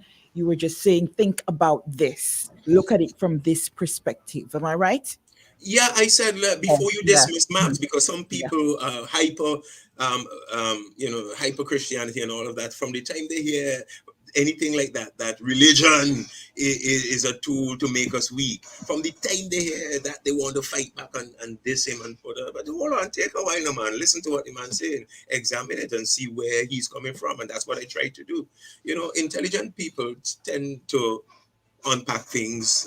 You want to teach people, don't just fight back, don't just criticize. You want to teach people, listen to where somebody's coming from, hear them out, consider their point of view, and see if you have a cogent response. So what I try to do, Jillian, as a teaching tool, what I try to do is to see where Max is coming from. And I spend the greater part of my commentary showing people where Max is coming from, that he's talking about these things about peacemaking, blessed are the peacemakers, the battle is the Lord, be content. And from that perspective, people expect you, therefore, to stay within that realm. And once you stay there, they're going to take advantage of you. So I gave him that people take advantage of the biblical teachings. I give him that. But then I got to a higher order discussion. The fact that people take advantage of the biblical teachings to exploit, does that necessarily mean that the teachings are wrong? And that was the question I put on the table, and give people an opportunity to tell me whether or not forgiveness is wrong. And I think I know what your answer is. Is grace wrong? And I know what your answer is. Is tolerance wrong? I know what your answer is. Is refraining from vengeance wrong? And I know what your answer is.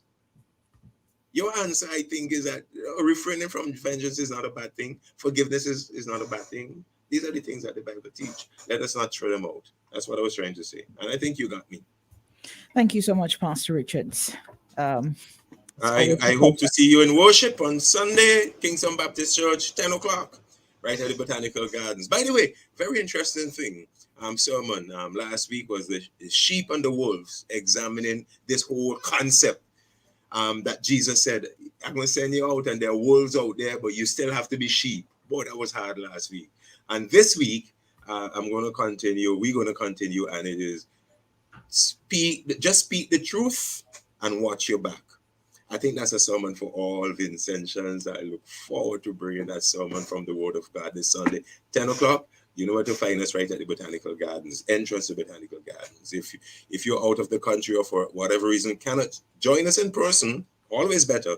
But if you can't do that, we have multiple streaming platforms by which you can follow the service. God bless you all. Have a safe weekend. Same to you. Folks, we checked in with the doc. We're over time. We need to jump into the shade room. We want to thank you so much for joining us today on OMG in the morning.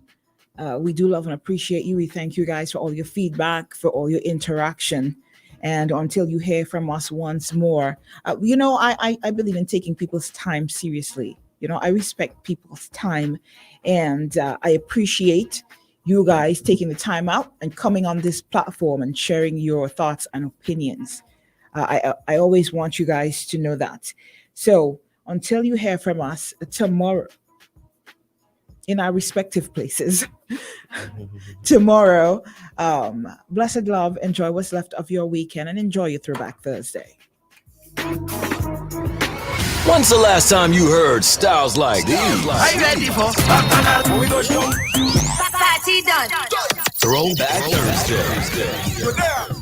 We giving you the best throwbacks, the anthems, and dance all greats.